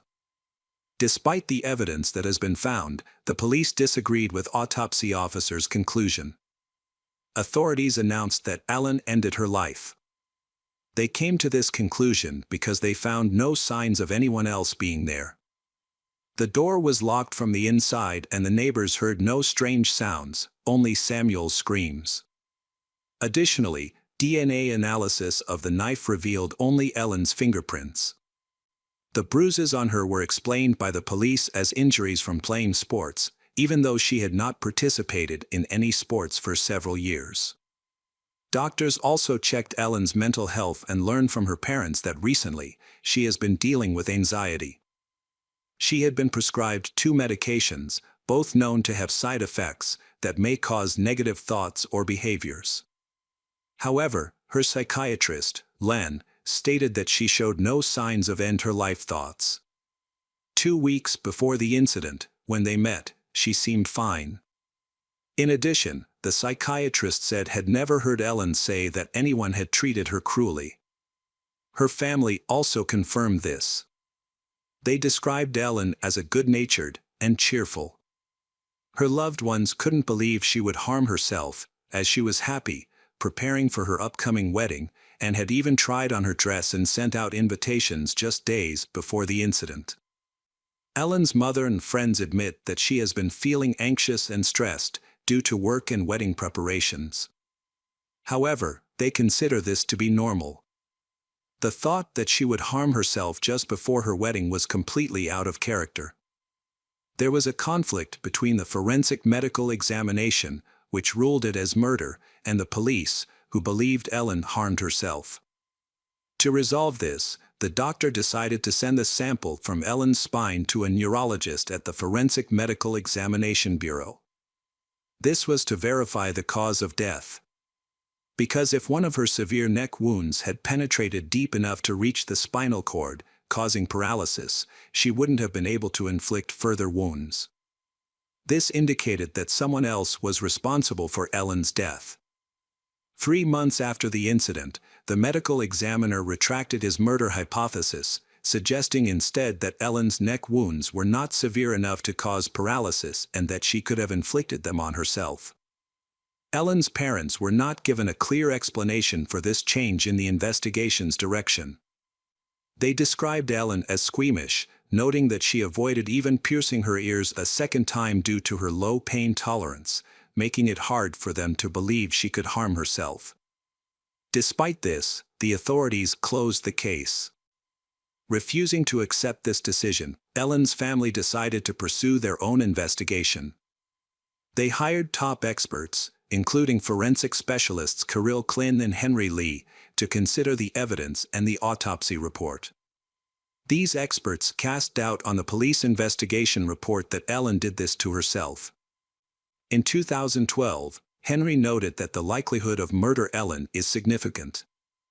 Forensic pathologist Cyril Wecht pointed out that statistically, women rarely use sharp objects to end her life and seldom harm themselves through clothing.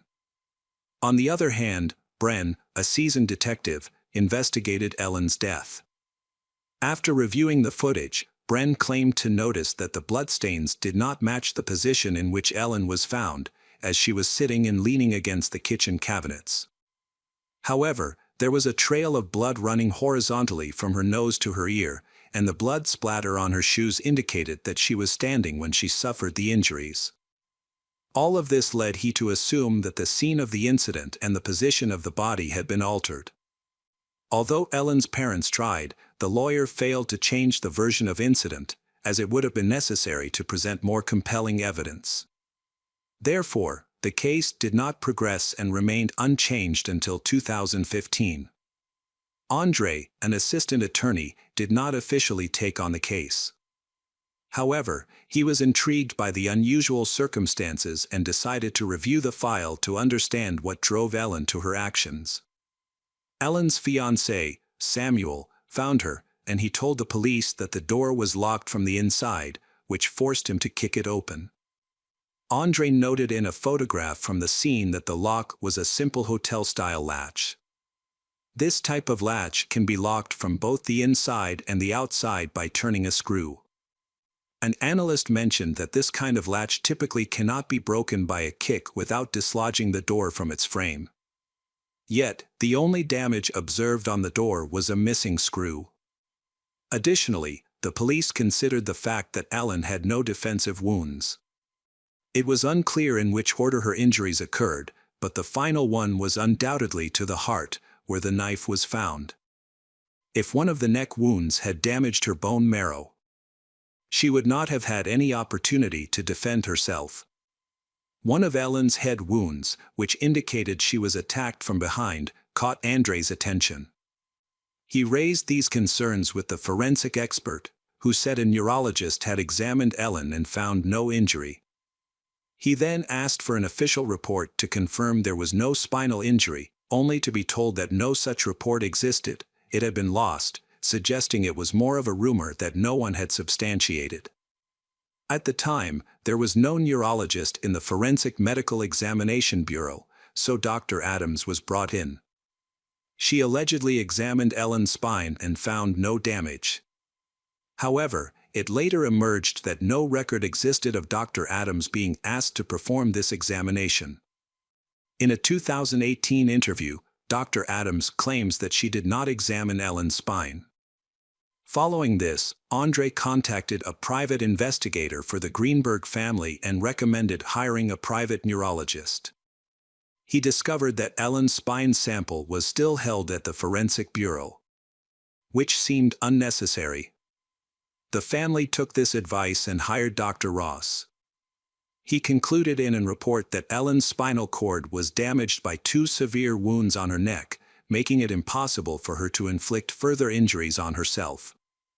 At the same time, Andre realized that the data the police had was provided by Samuel, Ellen's fiancé, who was at the scene.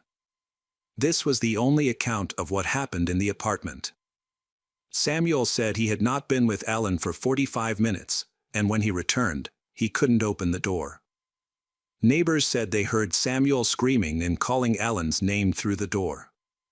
Samuel said he became worried and started calling Ellen on the phone, sending her 9 text messages. When he got no response, he went downstairs to ask the building security guard if had any tools to open the door, but the guard refused to help. Later, Samuel claimed he went downstairs several more times, trying to persuade the guard to help him break down the door. In his official statement to the police, he said the guard was with him when he kicked the door open and entered. However, the guard told both the police and Ellen's family that he never left his post and did not accompany Samuel into the apartment. Additionally, the guard noted that Samuel, who claimed to have been at the gym, was wearing boots instead of sneakers. On the other hand, Samuel called 911 at 6:33 p.m., which means that an hour had already passed since he returned to the apartment and attempted to contact Ellen. This is very strange when analyzed. Let's think, he goes to the gym for half an hour. Later, when he returned home, he called Ellen to open the door, but she did not answer him. He shouts her name, tries to call her on the phone and sends her 9 text messages. How long should it take to realize that something is wrong? 10 to 20, maybe 30 minutes, but not an hour. Another strange thing that Andre discovered is that Samuel, before calling 911, made 2 calls, one to his parents and another to his uncle, who is a lawyer. Moreover, they arrived at the scene before the emergency services, and it was Samuel's parents who informed Ellen's parents about what happened. One thing is clear, no one would react in the same way as Samuel. Anyone would ask for help as soon as possible to try to save the life of the person they love, right? Andre listened to Samuel's call to 911, and he was surprised to hear Samuel speak in a calm tone. Even as Samuel said things like my God, his fiancée, there is blood, his voice remained steady.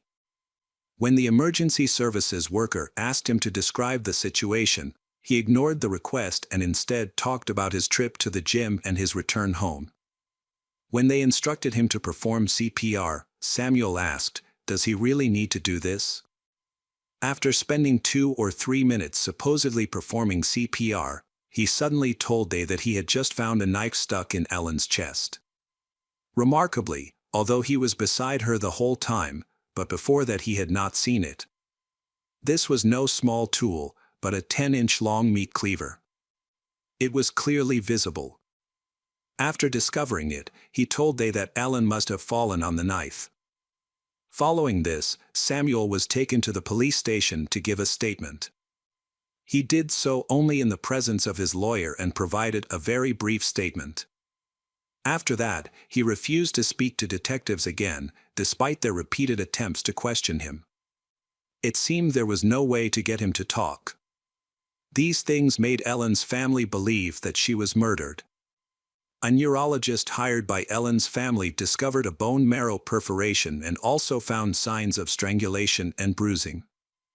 However, many researchers reviewed the footage at the scene and were surprised to see only a small amount of blood. Ellen had 20 injuries, which raised suspicions that the crime scene may have been tampered with. However, the investigation did not conduct any crucial tests. The police did not even examine the trash after arriving at the scene. They simply observed and assumed she had died naturally, and without protecting the scene. Additionally, the day after this tragic incident, Samuel's uncle, cousin, and brother visited the apartment, supposedly to retrieve a suit. They took Samuel's laptop, Ellen's laptop, and her cell phone. The police only seized these items on January 29, 3 days later. Upon examination, the laptops showed search queries about ending one's life. Yet, the official report filed in April 2011 did not mention these searches. Ellen's parents and friends slightly changed their views about Samuel after the incident. They never labeled he as a suspect or culprit, but they did have doubts. They realized they had noticed changes in Ellen's behavior weeks before the incident but didn't think much of it at the time. Her friends observed that she started consulting Samuel on every decision, which was unusual for her. Ellen, once a happy girl, had become worried and insecure. One day, she told her parents she wanted to quit her job and move back home. She assuring them it had nothing to do with Samuel and she was fine. Her parents told her she could come home whenever she needed and advised her to seek help for her anxiety. In 2019, Deputy Coroner and Dean of the Faculty of Health Sciences Gregory MacDonald presented a report supporting the police's version of incident. He stated that Ellen had inflicted superficial wounds on herself, as people often start with shallow cuts before going deeper. However, the deep wounds and marks that looked like signs of an attack also made him suspicious. After the incident, Samuel continued to contact the Greenberg family for a year, but their relationship eventually faded. He later sent them an email announcing his wedding. Today, he is married, has 2 children and lives a normal life, completely unrelated to the Greenberg family. The Greenberg family and their attorney have filed a lawsuit against the medical examiner, who performed the autopsy, and the Philadelphia County Coroner's Office to change and explain why the case was closed. In May 2020, a Philadelphia court finally supported their claim. The family hopes to receive the case file, which they were previously denied access to. There is also a CCTV video from the building. It does not show anything unusual, it only confirms the time Samuel left and returned to the apartment. They also asked to see the 911 call recording. These procedures were delayed, and the trial was rescheduled for 2021. If they win, the case will be reclassified and investigated as a murder. However, due to the time that has passed and the investigation's shortcomings, many clues have been lost forever, such as the luminol test. The Pennsylvania Attorney General's office closed the case in July 2022. The case has been transferred to the Chester County District Attorney's Office, which has assigned new investigators and a prosecutor to take over. This change was supported by Ellen's parents. They have always maintained that their daughter did not end her life. Hi everyone, thanks for returning. Let's unravel another horrible case. The case of Michaela Costanzo. Michaela Constance was born on May 3, 1994, in the small town of West Endeavor, Elko County, Nevada, USA. She was the youngest daughter of Celia and Theodore. She has 2 sisters named Christina and Delicia. She is famous for her cheerful personality, and she also easily spreading joy to her family and friends. She has a unique perspective on life. She uses her sensitivity to see the good in people and situations.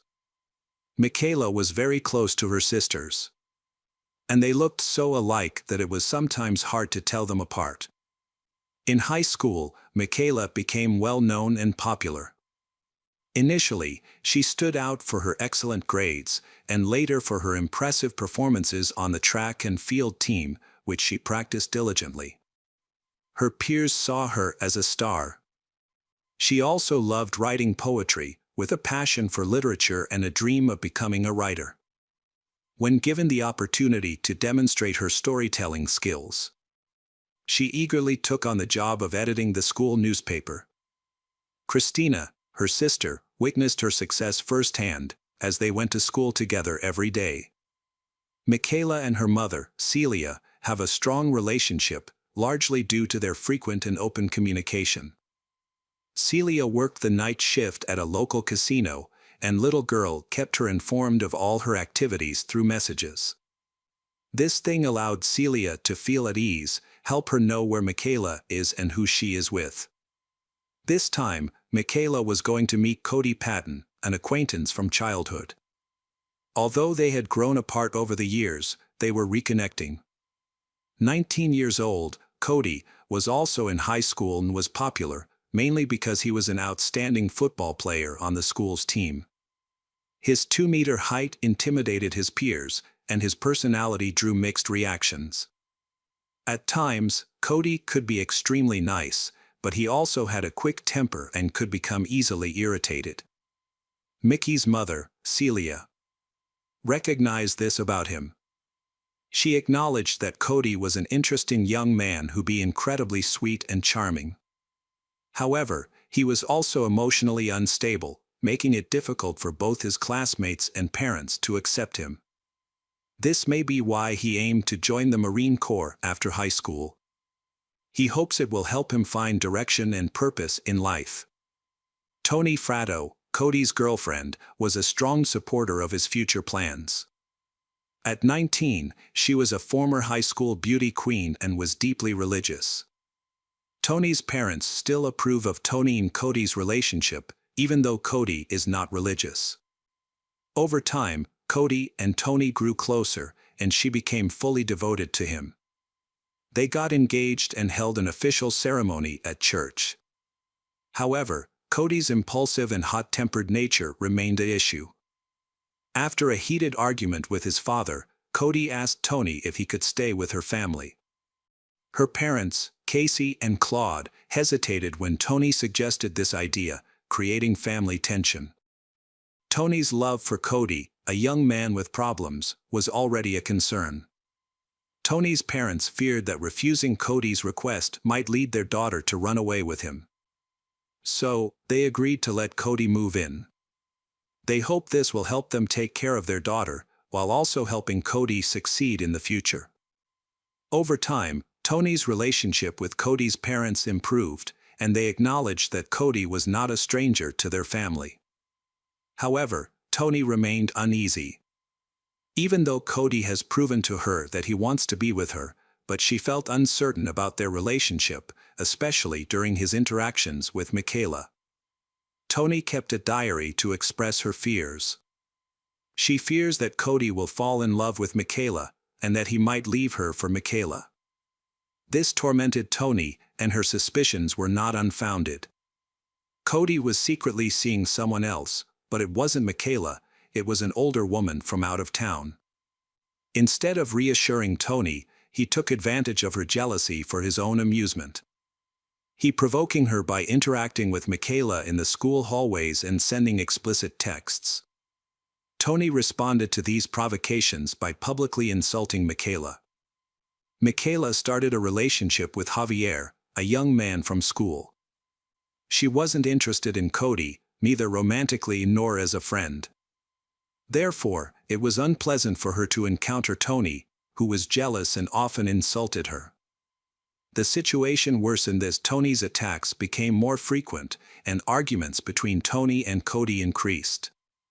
They discussed their issues in front of classmates. On Thursday, March 3, 2011, Michaela went to school as usual. Christina informed Michaela that she couldn't pick Michaela's up after her running practice because she had a race out of town. Meanwhile, Cody had borrowed a van from a woman he was seeing and exchanged several text messages with Michaela throughout the day. After track practice, around 5 p.m., Michaela decided to walk home since it was only 2 kilometers away. As Michaela was leaving through the back door of the school, she encountered Cody. He attacked her, tied her hands, and forced her into a van. He then picked up Toni. They drove to the outskirts of town, to a vast desert area known as the Gravel Pits, about 8 kilometers west of the Nevada-Utah border. Once there, Cody and Toni pulled the girl out of the van, began beating her, and insulted her with horrible words. After hitting her several times with a shovel, they inflicted knife wounds on her and watched her die. They then removed Michaela's clothes and burned them along with her other belongings. Using the same shovel, Cody dug a shallow grave, placed the body inside, covered it with soil, camouflaged it with vegetation, and then fled the scene with Toni. When Michaela didn't show up and didn't answer calls or texts, her mother, Celia, became worried. As it was getting dark, she decided to leave work early. Celia returns home to find that her 2 older daughters, Christina and Alicia, have been asking around to see if they know where Michaela is. However, no one knows where Michaela is. So, she went to the police to report her youngest daughter, Michaela, missing. The West Wendy police immediately launched an investigation, led by experienced detective Donald Beckham. When they asked Celia if she had been in contact with Michaela in the past few hours, she replied no. The next morning, the police interviewed Michaela's classmates and friends, including Cody. Cody declared that the last time he saw her was with her boyfriend in front of the school gate. However, this contradicted the accounts of other witnesses. They said they saw Michaela at the back of the building after school. Meanwhile, at home, Celia is extremely scared and uncertain. Delisha called and texted Michaela several times, hoping for a response. When they discovered Michaela hadn't come home the night before, Christina had dismissed it as teenage rebellion, but now she has changed her mind. Meanwhile, search parties scoured the desert around the city, while the police focused on questioning people close to Michaela, including her boyfriend Javier. He mentioned that Michaela was not someone who would hide things or act strangely. After 2 days of searching, investigators found several unusual things in the desert. They found fresh tire tracks, leading to a spot with fresh blood stains. There was also a suspicious-looking mound of dirt, covered in bushes. Detectives alerted forensic experts, and they quickly arrived at the scene. Upon excavation, they found Michaela's body, showing signs of beatings on her face and neck. A tie was also found in her hand. The police then reviewed the school CCTV footage for more evidence. As soon as Michaela's family was informed that her body had been found, Delisha broke down completely. Delisha felt as if a part of her had been taken away. She couldn't work or focus on anything, because she kept thinking about her younger sister's image, Michaela. Investigators have begun looking into Michaela's phone activity and her social connections. They discovered that at the time Michaela went missing, she had been calling and texting Cody, making him a suspect in the case. Further evidence came from school surveillance footage, which showed she and Cody together in the hallway leading to the exit. A few minutes later, she was gone. On the evening of March 6, Cody arrived at the police station for questioning, accompanied by his father, Keith. During the interrogation, officers showed him video footage from the school's surveillance cameras, but he insisted he was not involved in the incident.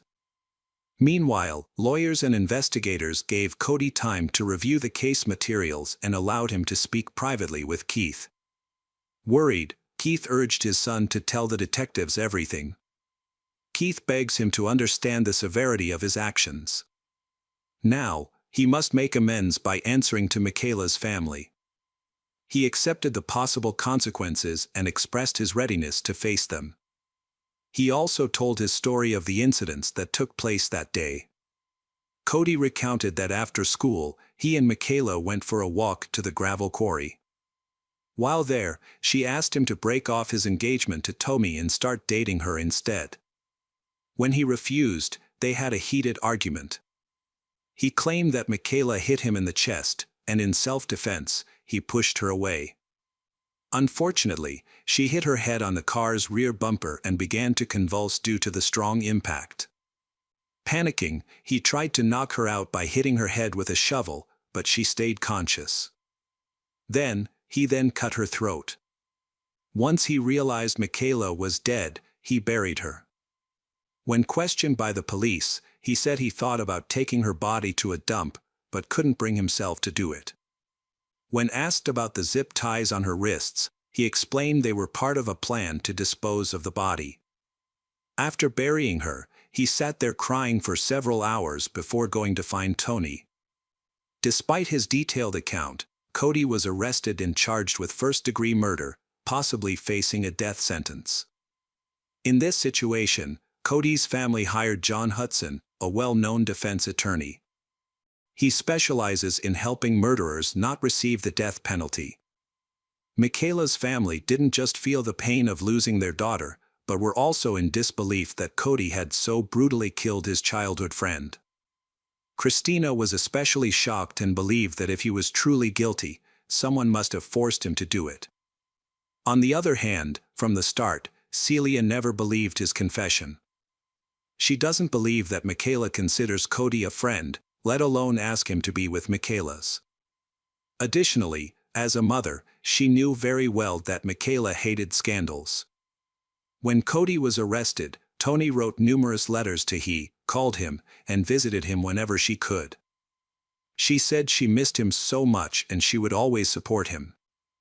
Meanwhile, the police tried to investigate further, hoping to find useful clues in their conversation.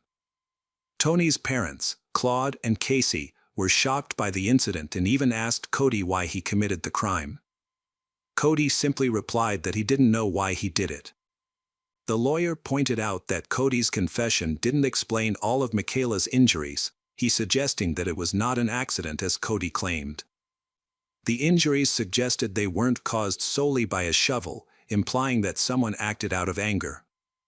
To understand the situation better, the lawyer decided to question Toni. As the interrogation progressed, Toni appeared cold and indifferent. Her emotionless attitude is completely inappropriate, since she is Cody's wife, the man facing the death penalty in this case. In April 2011, just weeks after Michaela's death, Toni's parents left town, leaving her alone at home. That morning, Keith, Cody's father, arrived at her house and took her for a drive. During their conversation, he persuaded her to visit Cody's defense attorney and tell what happened. At the attorney's office, Toni agreed to let lawyer John document her account, which turned out to be completely different from what she had previously stated. Toni claims that after school, she received a text message from Cody, saying that he had kidnapped Michaela. The three of them then headed to the gravel pits. When Michaela and Cody got out of the car, they started arguing, but Toni said she couldn't see what happened. She only heard a noise that alarmed her, and she got out of the car to see what was going on. She saw Michaela lying on the ground and Cody digging what appeared to be a grave. When he stopped, Michaela was already unconscious. Then, they hit her several times with a shovel, and when she showed no signs of life, they took turns stabbing her. Toni also admitted to sitting on Michaela's feet to restrain her during her convulsions. The lawyer John, representing Cody and not Toni, quickly revealed Toni's confession to the police. Consequently, Toni, who was not initially a suspect, was arrested and charged with murder without bail. Forensic experts collected samples from Toni's home, car, and clothing to look for evidence that she was present at the murder scene. In mid-June 2011, the court decided that Toni should also stand trial for murder and kidnapping. The preliminary hearing was set for August 2nd, but in January 2012, Toni accepted a plea deal to avoid the death penalty. She pleaded guilty to second-degree murder. In his testimony, Toni said that Cody was angry with Michael from the beginning. When she entered the van, she noticed that Michaela was very scared. Michaela sat in the back with her hands raised to her face. As they drove into the desert, Cody asked her to help him kill Michaela. Then, Cody asks Toni to watch Michaela while he digs a hole. Once he was done, he forced she to hit Michaela. She refused, so Cody began to beat Michaela. The next, he made she strike Michaela with a shovel. The blow hit Michaela in the shoulder. She then sat on the ground, holding Michaela's legs, and he attempted to slit Michaela's throat with a knife. 3 months later, the district judge sentenced Toni Fratto to life imprisonment with the possibility of parole after 18 years. The judge described it as the most brutal murder he had witnessed in his 20-year career. The motive for Michaela's murder remained unclear. On Wednesday, May 9, 2012, Cody appeared in court, pleading guilty to first-degree murder, also to avoid the death penalty. On Friday, August 24, in Elko Court, Cody Patton was sentenced to life imprisonment without the possibility of parole. He was imprisoned in Nevada State Prison. Later, in an interview with a well-known television company, Toni shared a more dramatic version of the tragic story. She revealed that Cody had been abusive and controlling of her throughout their time together. She admitted that because of the abuse, she was unable to fight back against him. Looking back, she believed she could have been his next victim. She also accused he of forcing her to participate in Michaela's murder. She said after witnessing him brutally beating Michaela, she feared for her life, leaving her with no choice but to comply. Michaela's mother, Celia, was unable to work for a long time and avoided going to restaurants where she had previously visited with Michaela. She feels sad about her increasingly distant relationship with her other daughter, Delisha. She explains that the tragedy of Michaela's murder changed Delisha so much that Delisha dropped out of school and left the city, estranged from her family. Everything at home reminded her of Michaela, which was overwhelming. The tragedy devastated three families: her family, Toni's family, and Cody's family. It will take Michaela's family and friends a long time to get over this loss. Cody will never see his family outside of prison again. Although Toni may be released from prison in the future, her father sadly says that when that happens, he may not be alive. Hello again, true crime fans, we've got another mysterious case to explore. The case of Molly Tibbetts. Molly Tibbetts was a vibrant young woman born in San Francisco on May 8, 1998, to Rob and Laura Tibbetts. She had two brothers, Jake and Scott. Molly was fortunate to grow up with loving parents and began to excel in school shortly after starting second grade. Life presented Molly with an unexpected challenge. Things were going well for her and her parents until they decided to divorce. In 2007, Molly moved to Brooklyn, Iowa, with her mother and brother. Brooklyn was her mother's hometown, and Molly now had the opportunity to experience her teenage years in this quiet town. The move was difficult for Scott, Jake, and Molly, but their caring parents provided essential support.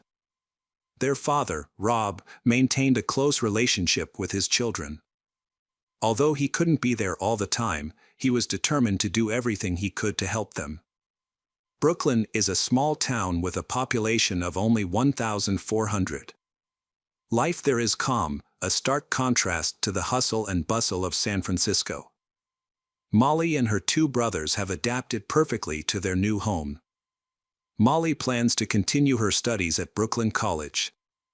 She is a sociable person who makes many friends. Molly is smart, energetic, positive, and cheerful. In 2015, Molly met a senior named Dalton Jack at her Brooklyn school, and she instantly liked him. This encounter took place on a chilly October evening while Dalton and his friend were sitting in a pickup truck after playing football.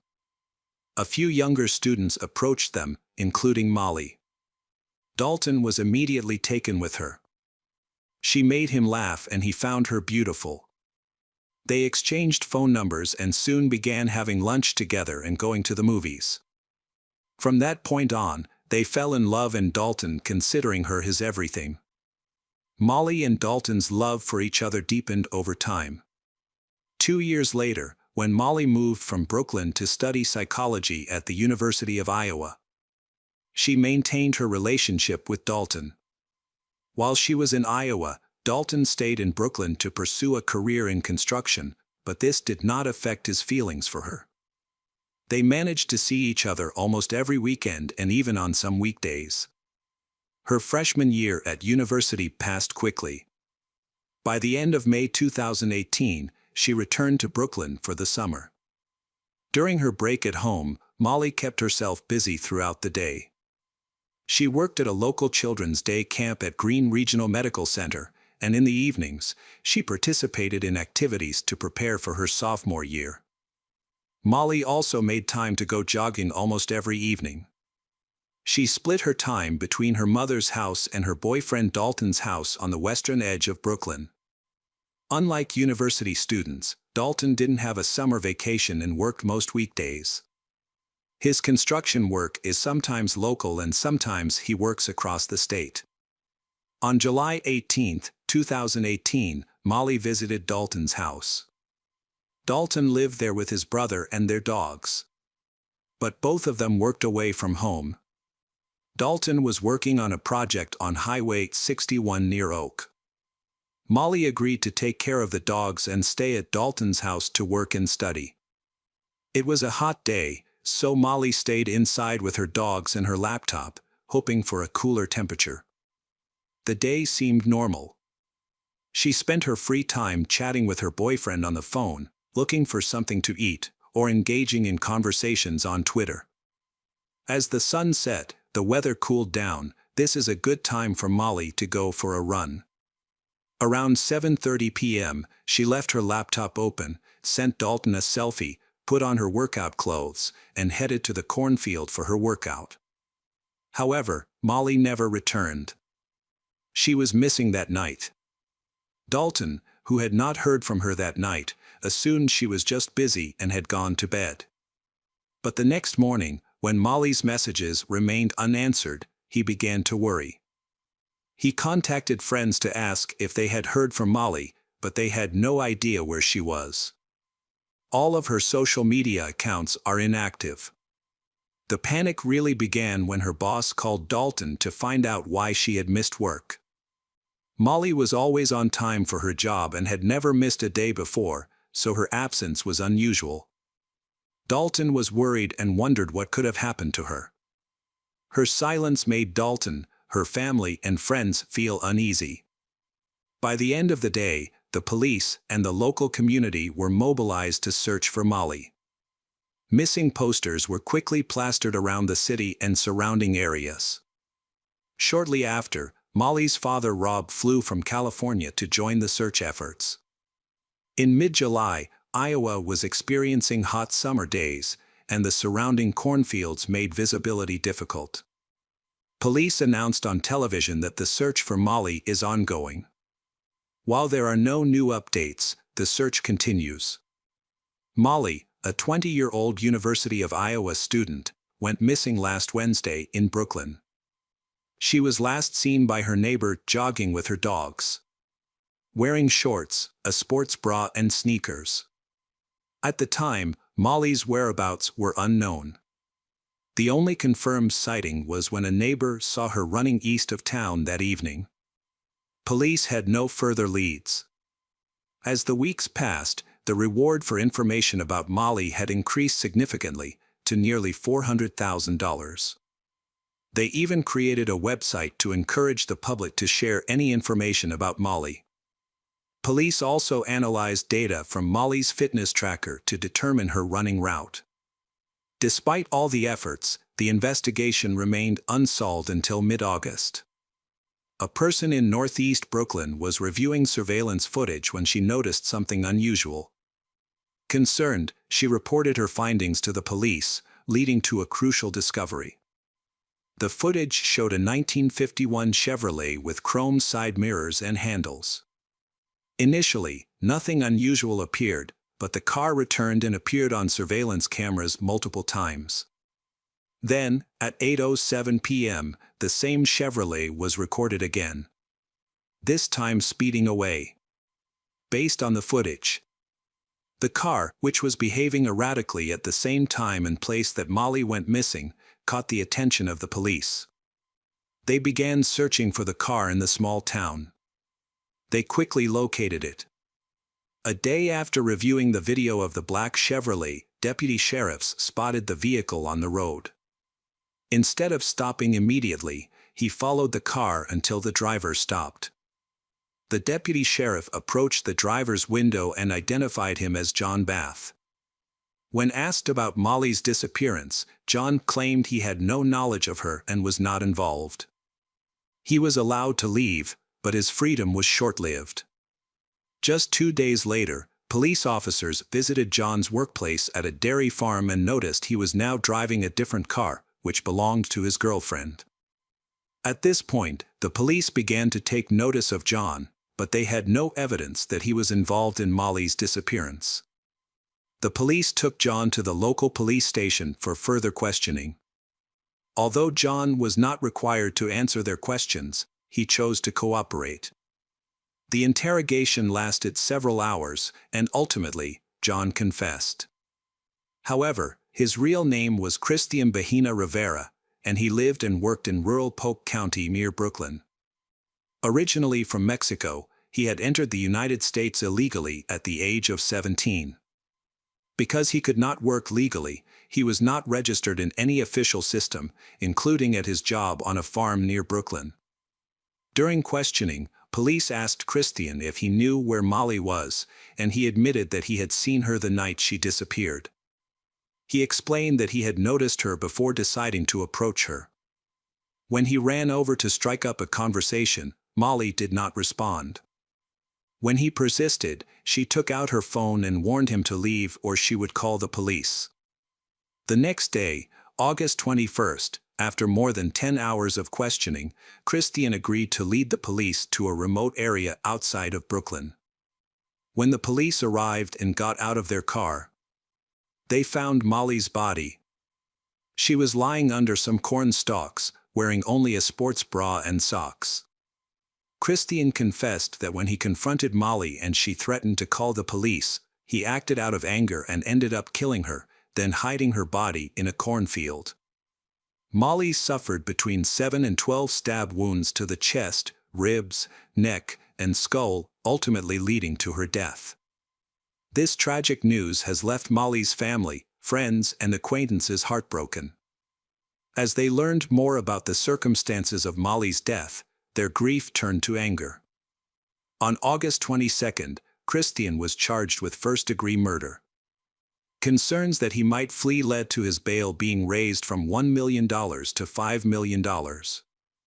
As the investigation into Molly's disappearance turns into a murder case, developments related to her case continue to surface both in public and in the media.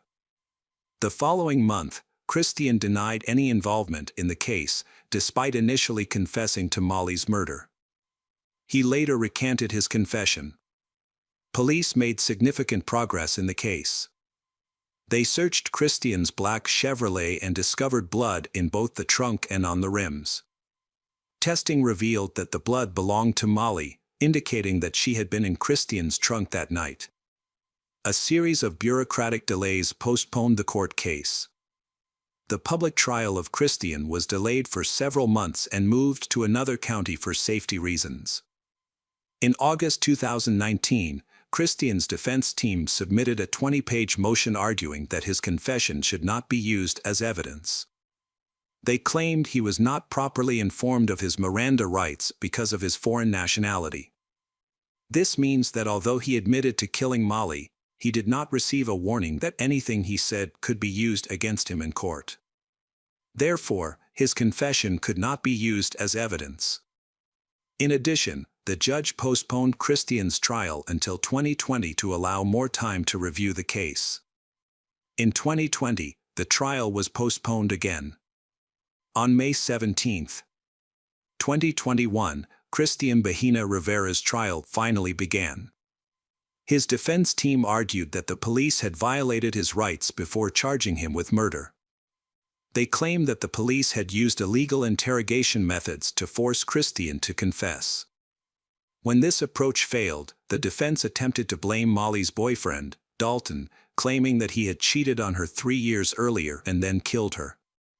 However, Dalton had a solid alibi for the time of Molly's disappearance. Although he was absent from work for nearly 2 hours, several co-workers were able to confirm his whereabouts during that time, and it was clear that he loved Molly very much.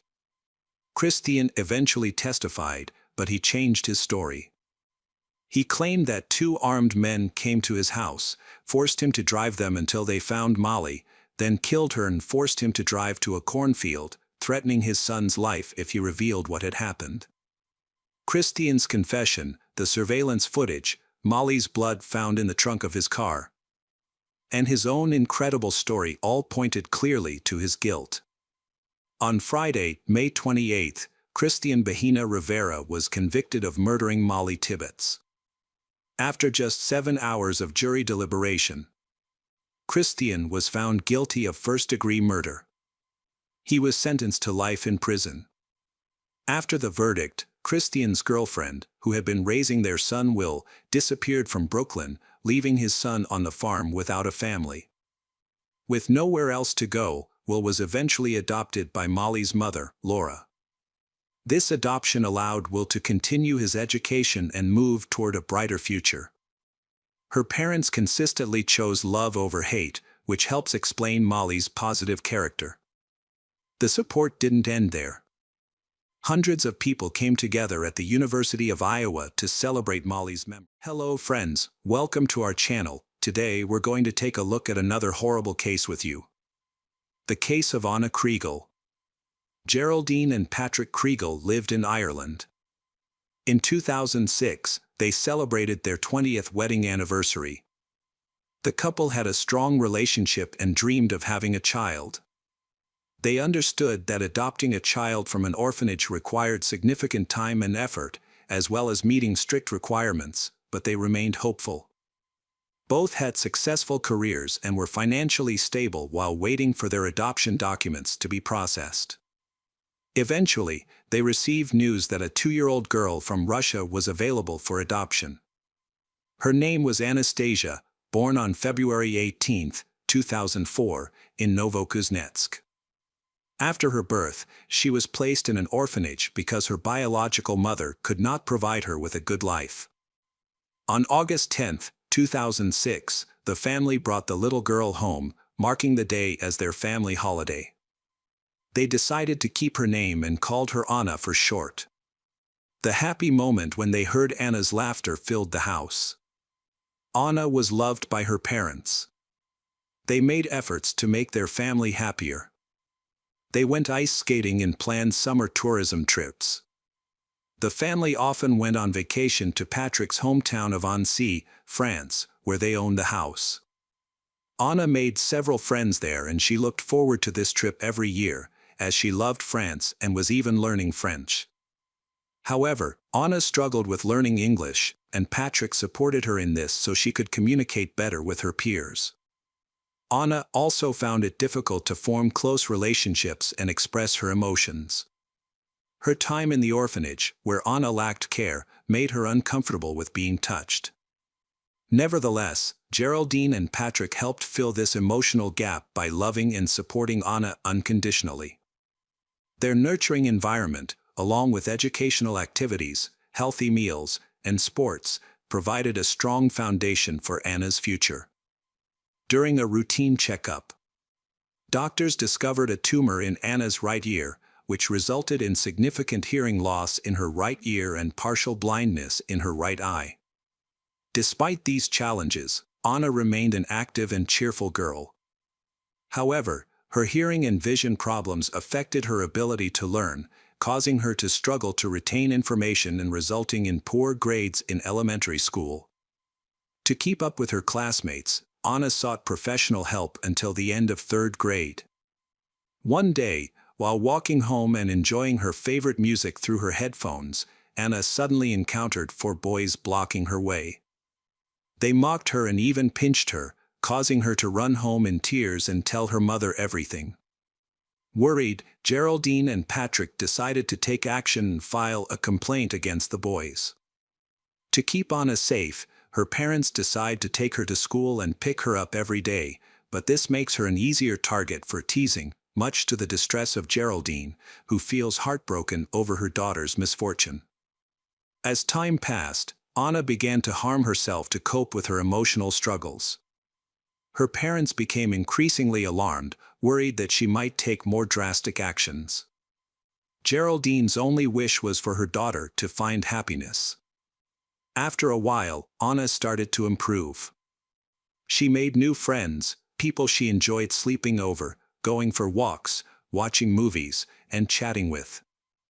As Anna's high school years were coming to an end, Geraldine wanted to help her prepare for her upcoming test on May 13, 2018. They usually spent the weekends doing homework together, and even though Geraldine was very busy, he always made time to study with Anna. However, this weekend, they decided to take a break.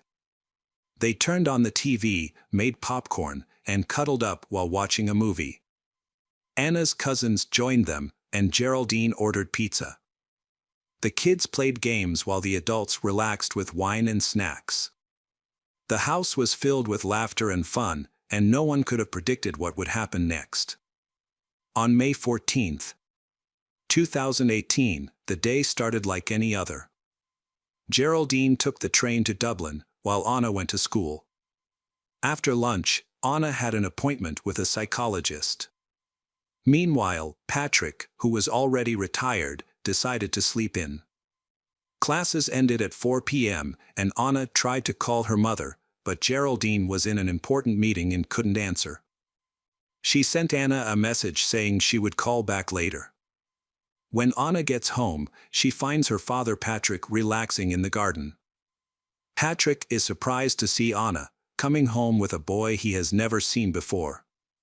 Anna is clearly excited. She whispers something to the boy, grabs her favorite sweater, and tells her father she will be home soon. Patrick reminds her that she needs to study, which she has forgotten. Patrick watches as they leave for the park, and that is the last time he sees his daughter. At first, her father wasn't concerned because the park was only a 20-minute walk away. At 5:10 p.m., Geraldine returned home and attempted to call Anna, but she didn't pick up. After some time, she gave up on calling, assuming Anna would return soon. When Anna still hadn't come home, Patrick told his wife that Anna had gone to the park with a guy. This was unusual. Geraldine quickly sent Anna a text asking her to come home but got no reply. This silence worried her parents. Geraldine felt anxious due to past experiences where her daughter faced ridicule for her illnesses. Worried, Geraldine went to the park but couldn't find Anna. The parents began driving around the neighborhood searching for her. Their anxiety grew when they realized they knew nothing about the guy Anna had been with. By 9 p.m., they reported Anna missing to the police, stressing that she hadn't answered any calls or messages, which was very unlike her. They also informed the police about the unknown guy. The police quickly located a young man named Boy B, who appeared surprised by their inquiry. When they asked him where Anna was, he explained that they had walked together until 5:40 p.m. and then parted ways. Following this, the police initiated a search for Anna, scouring the area and examining surveillance footage. Patrick and Geraldine, Anna's parents, provided photos, including one of her wearing the black sweatshirt she had on when she left that evening. While the police analyzed video footage that showed Boy B and Anna in the park around 5 p.m., they noticed that at 5:14 p.m., the two left the park through a different exit, and after that, Anna seemed to have disappeared without a trace. The investigation was accelerated when a witness reported seeing the couple in the park. The video showed Boy B walking alone in the park at 5:49 p.m. When pressed by police, Boy B revealed that he had been with a friend named Boy A, who had feelings for Anna, and that he had facilitated their meeting. With this new lead, police stepped up their search efforts, sharing information about Anna's disappearance on social media and in local newspapers. At the same time, the search for Boy A started. His backpack was discovered, and security cameras captured him going in and out of the park, but there was a long period where he wasn't seen. Some people thought Anna might have run away, but that idea was quickly rejected. To solve the mystery of her disappearance, police carefully examined what happened in the park that day, looking closely at the actions of Boy B and Boy A with their parents present. The boys' interactions raised suspicions among the police, resulting in them being questioned separately. Boy B's testimony remained consistent, but Boy A's story differed. He was surprised when Boy B asked him to go with him, knowing that Anna had feelings for him. During their conversation, Boy A described a frightening incident in which two unknown men attacked them, leading to a struggle in which he injured one of the attackers. He showed police his injuries, including scratches and cuts to his face, suggesting that the unknown men might be involved in Anna's disappearance. As a result, the police asked for descriptions of the attackers and collected the boys' belongings for DNA testing. As the investigation continued, specialized search teams, including divers and rescue teams, were sent to examine local waters. A total of 60 people, including volunteers and Anna's family, assisted in the search for her. Her disappearance attracted significant media attention.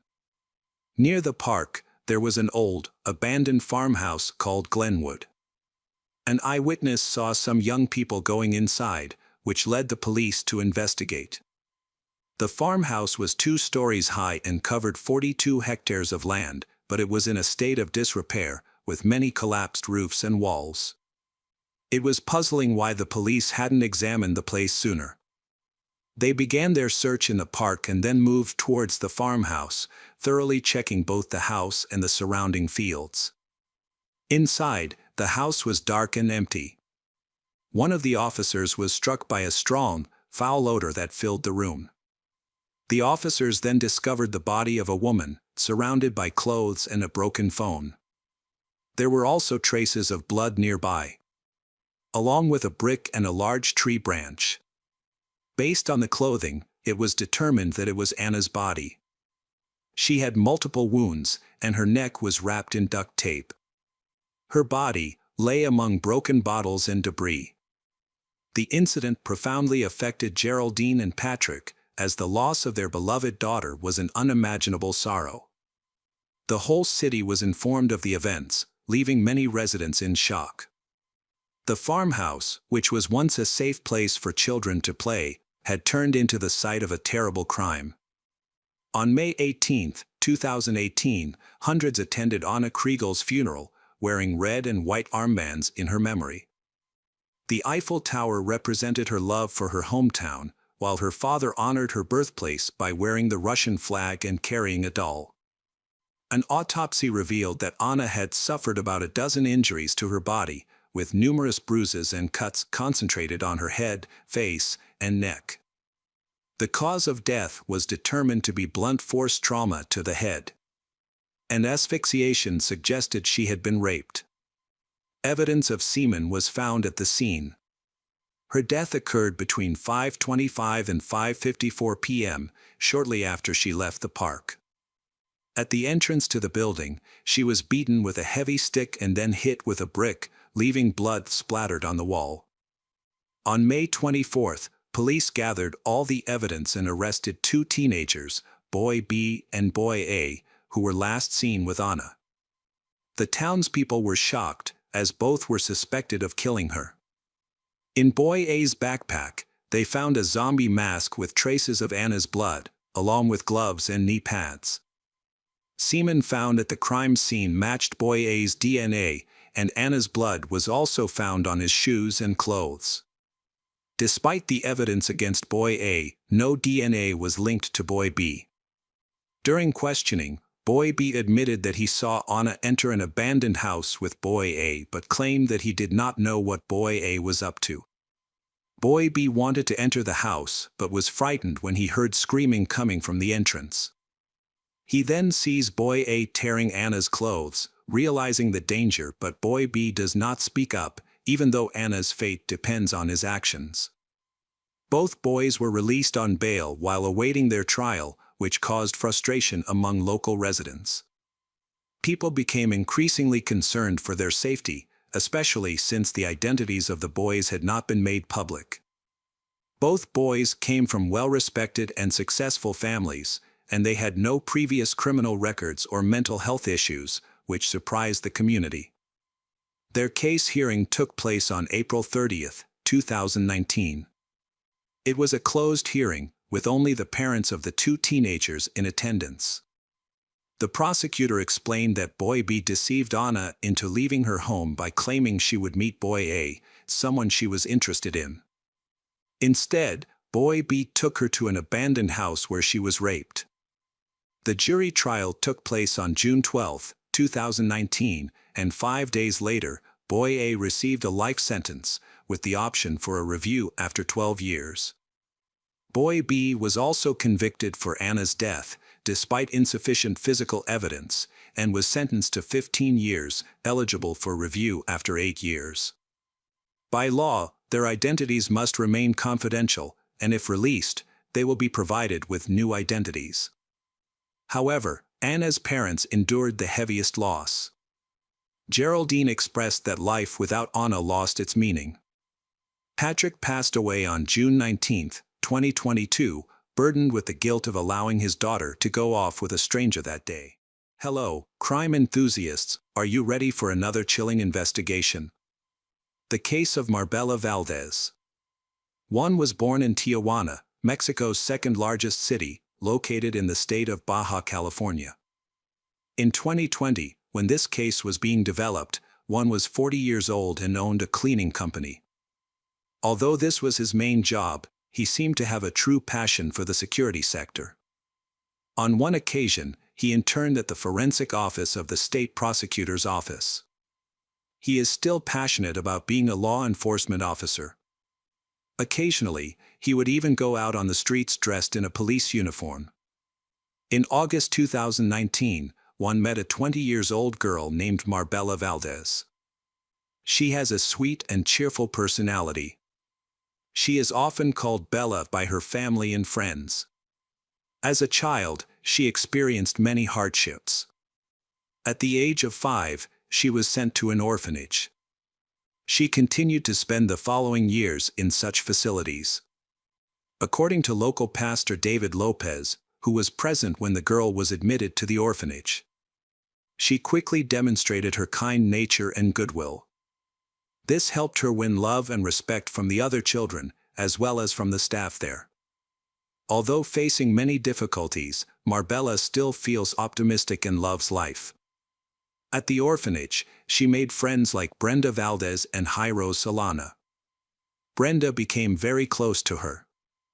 Pastor David observed that they were often playing together and always by each other's side during various activities.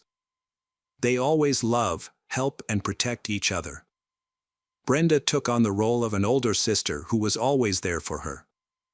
Over time, Marbella started dreaming of a better future and successfully completed both primary and secondary school.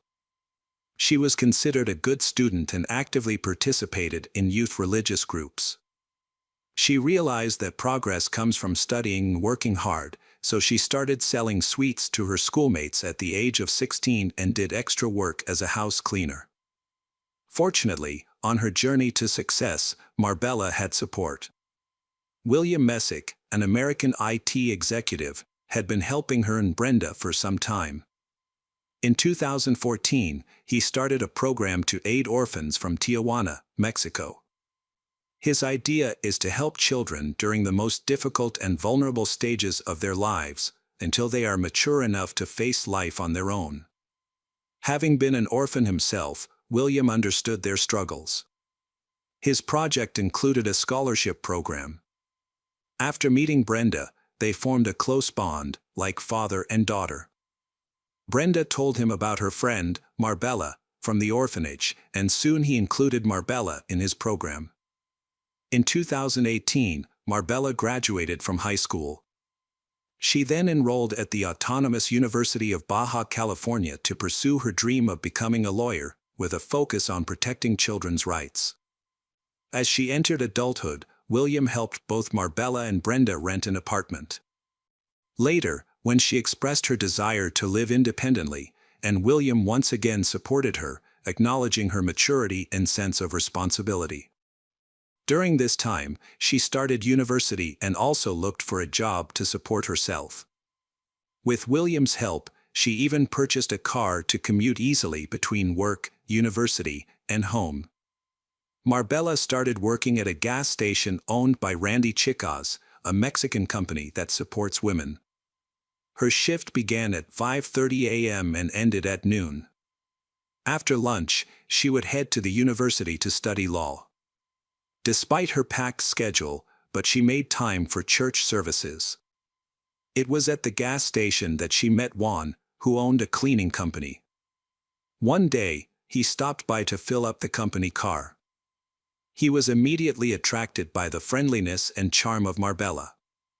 From then on, he made it a point to visit the station almost daily, filling up his cars and trying to strike up a conversation with Marbella. She treated him with the same courtesy and smile she gave to all her other customers. Soon, Juan started giving Marbella gifts, such as sweets, toys, and chocolate. He even brought breakfast for her and other female employees. She told William, who she thought of as her father, about Juan's actions. William warned Marbella to be careful since Juan was much older. However, she said she wasn't interested in Juan. For she, a 20-year-old girl, the attention of an older person like Juan seemed funny and even ridiculous. Her colleagues also found the situation funny. Everyone considered Juan to be a friendly and respectable person, not a threat to young girls. Marbella made it clear she wasn't interested in Juan and often turned down his invitations to meet. Juan didn't take these rejections well, and his behavior started to change. Marbella noticed that Juan would often follow her after her shift at the gas station. He seemed to always know her whereabouts and would appear, asking her to go with him. There were times when she suspected he of following her home. She mentioned this strange behavior to her colleagues. On Wednesday, February 5, 2020, Marbella failed to show up for work at the gas station and did not contact anyone to explain her absence. Marbella and her friend Brenda, although not living together, would meet up several times a week. Brenda had a young son whom Marbella adored and visited often. They would talk on the phone daily. Brenda, who worked the night shift, would usually call Marbella every morning after returning home. That Wednesday, Brenda and Marbella didn't talk as usual. Brenda woke up around 9 a.m. to find a message from Marbella saying she had a stomach ache and wouldn't be going to work. Instead, she planned to see a doctor. This message worried Brenda for two reasons: her health and the unusual manner in which the message was written. It was also strange that she didn't call. Brenda tried to reach Marbella but couldn't, so she contacted their mutual friends. However, none of them had any information about Marbella's whereabouts. The group of friends began searching for Marbella in local hospitals and medical centers, but they couldn't find her anywhere. Brenda and one of her friends decided to visit Marbella's house. They knocked on the door and rang the bell, but there was no answer. Normally, Marbella would leave a window slightly open for her friends to come and go. This time, the window was wide open. Brenda climbed in through the window and found the interior of the house looking as if Marbella had just come home from university. Her belongings, including books, clothes, bag, and car keys, were all in their usual places. However, Marbella is missing. Throughout the day, they searched various locations but found nothing. According to Brenda, they went to the police to report Marbella missing. However, because Marbella was an adult, police regulations required waiting 3 days before launching an official search. Despite this, an investigation began right away. Brenda and her friends started making flyers with Marbella's photo. Marbella was described as a young girl with brown eyes, long straight chestnut red hair, dark skin, a slim build, a height of 1.50 meters, and a weight of 45 kilograms. They posted and distributed these flyers throughout the city. At the same time, William used his network of contacts to launch a search campaign for Marbella.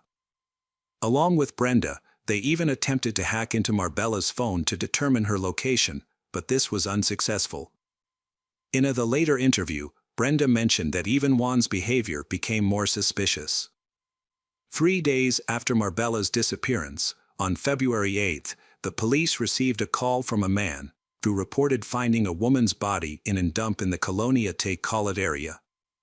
This location was over 26 miles from Marbella's house in southern Tijuana and was so remote.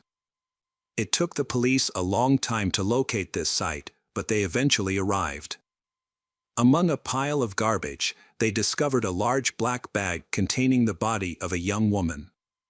She was dressed in blue pajamas with images of black puppies and animal print slippers. The body was almost face down, with the legs tied with a yellow cord and the hands tied behind the back with a pink scarf wrapped. The body was taken to the morgue for examination, while investigators collected evidence at the scene. After finding the body, police informed Brenda that the body's characteristics matched the description of Marbella. Brenda and William immediately went to the morgue, but were told they had to wait until the next day to examine the body. Juan unexpectedly appeared and helped them gain access to the morgue. Unfortunately, they determined that the body was that of Marbella.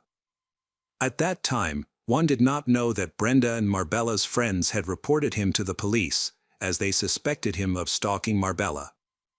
The police requested permission from Marbella's family to carry out a forensic examination and conduct other investigations to collect evidence. The examination of Marbella's remains took about 5 days. Mourning began on February 13, 2020, and continued until February 14. Juan attended the wake and funeral, he wearing a T-shirt with her image. This made her friends extremely angry. Despite their anger, they remained silent, follow the instructions of the authorities so that he does not become suspicious, as they feared he might escape before sufficient evidence was collected for his arrest. At Marbella's funeral, Jose Ruiz, a close friend of hers, spotted an individual with scratches on his neck. This man behaved strangely, repeatedly approaching the coffin, threatening people with a knife, and offered to carry flowers to the cemetery in his car. Meanwhile, police are still trying their best to investigate Marbella's death. Forensic results revealed that she died from asphyxia due to severe compression of her neck, which blocked her air supply. She also suffered serious blows to the abdomen, causing damage to her internal organs. In front of the University of Baja California, Marbella's classmates held a memorial in her memory. They emphasized that she was a victim of violence by men, a serious problem taking place across Mexico. The investigation into Marbella's killing included interviews with people who knew her. Through the interviews, it was learned that a few days before she was killed, she had spoken to Juan. He said that he was a federal police officer in Baja California and worked as a specialist at the Attorney General's office. However, it was discovered that he had only interned at the Attorney General's office. Additionally, some media outlets reported that he had a criminal record and was imprisoned for offenses related to illegal substances in the state of Sonora. The results of a search of Marbella's car were even more troubling, as experts found a hidden geolocation device. Later, a search of Juan's house uncovered several similar devices and satellite detection receivers. This explains why he always knows where she is.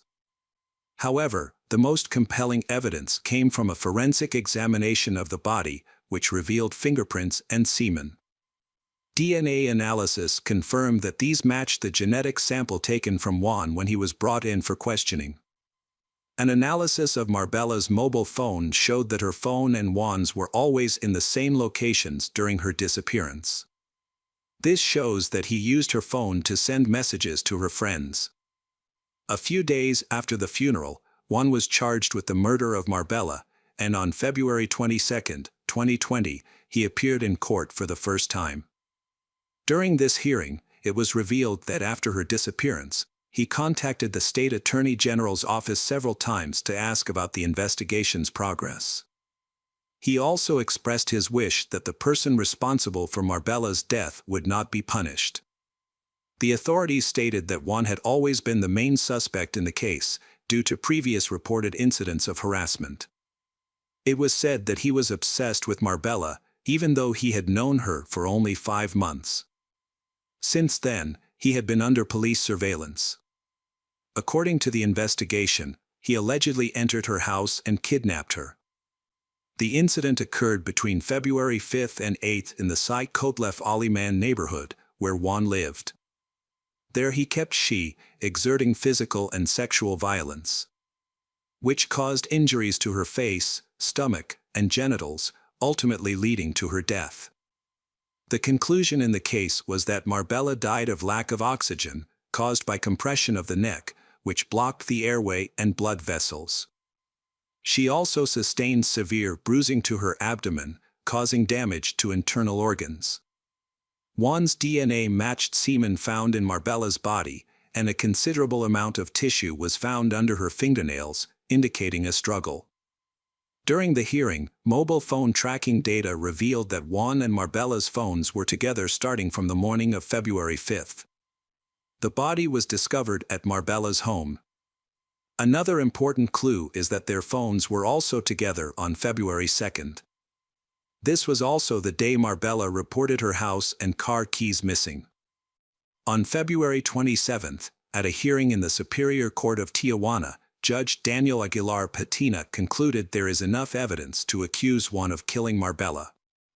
The judge highlighted that Juan deliberately misled everyone about Marbella's whereabouts, pretending to be worried in front of her family and at the gas station, while he actually knew what was going on. He was temporarily detained in MIAs, but maintained his innocence regarding. His trial occurred from September 14 to 29, 2022. Over 2 years after the incident, forensic evidence and testimony from people close to Marbella were presented. It was discovered that on the morning Marbella went missing, a colleague had called her, noting that she had not been to the gas station. She only managed to say she was unwell before the connection was broken. Her friends described her as a wonderful person and identified Juan as a harasser. She never believed she was in danger, so she didn't file an official complaint against Juan. She thinking he would lose interest after her repeated rejections. Other witnesses mentioned that he often pretended to be a law enforcement officer, but he was just an intern at the University of Justice. After reviewing all the evidence and listening to the testimonies, Judge Marta Elvia Luna Vargas declared that Juan committed the horrendous crime, he that took Marbella's life. She then sentenced Juan to 42 years and 6 months in prison for the murder of Marbella Valdez.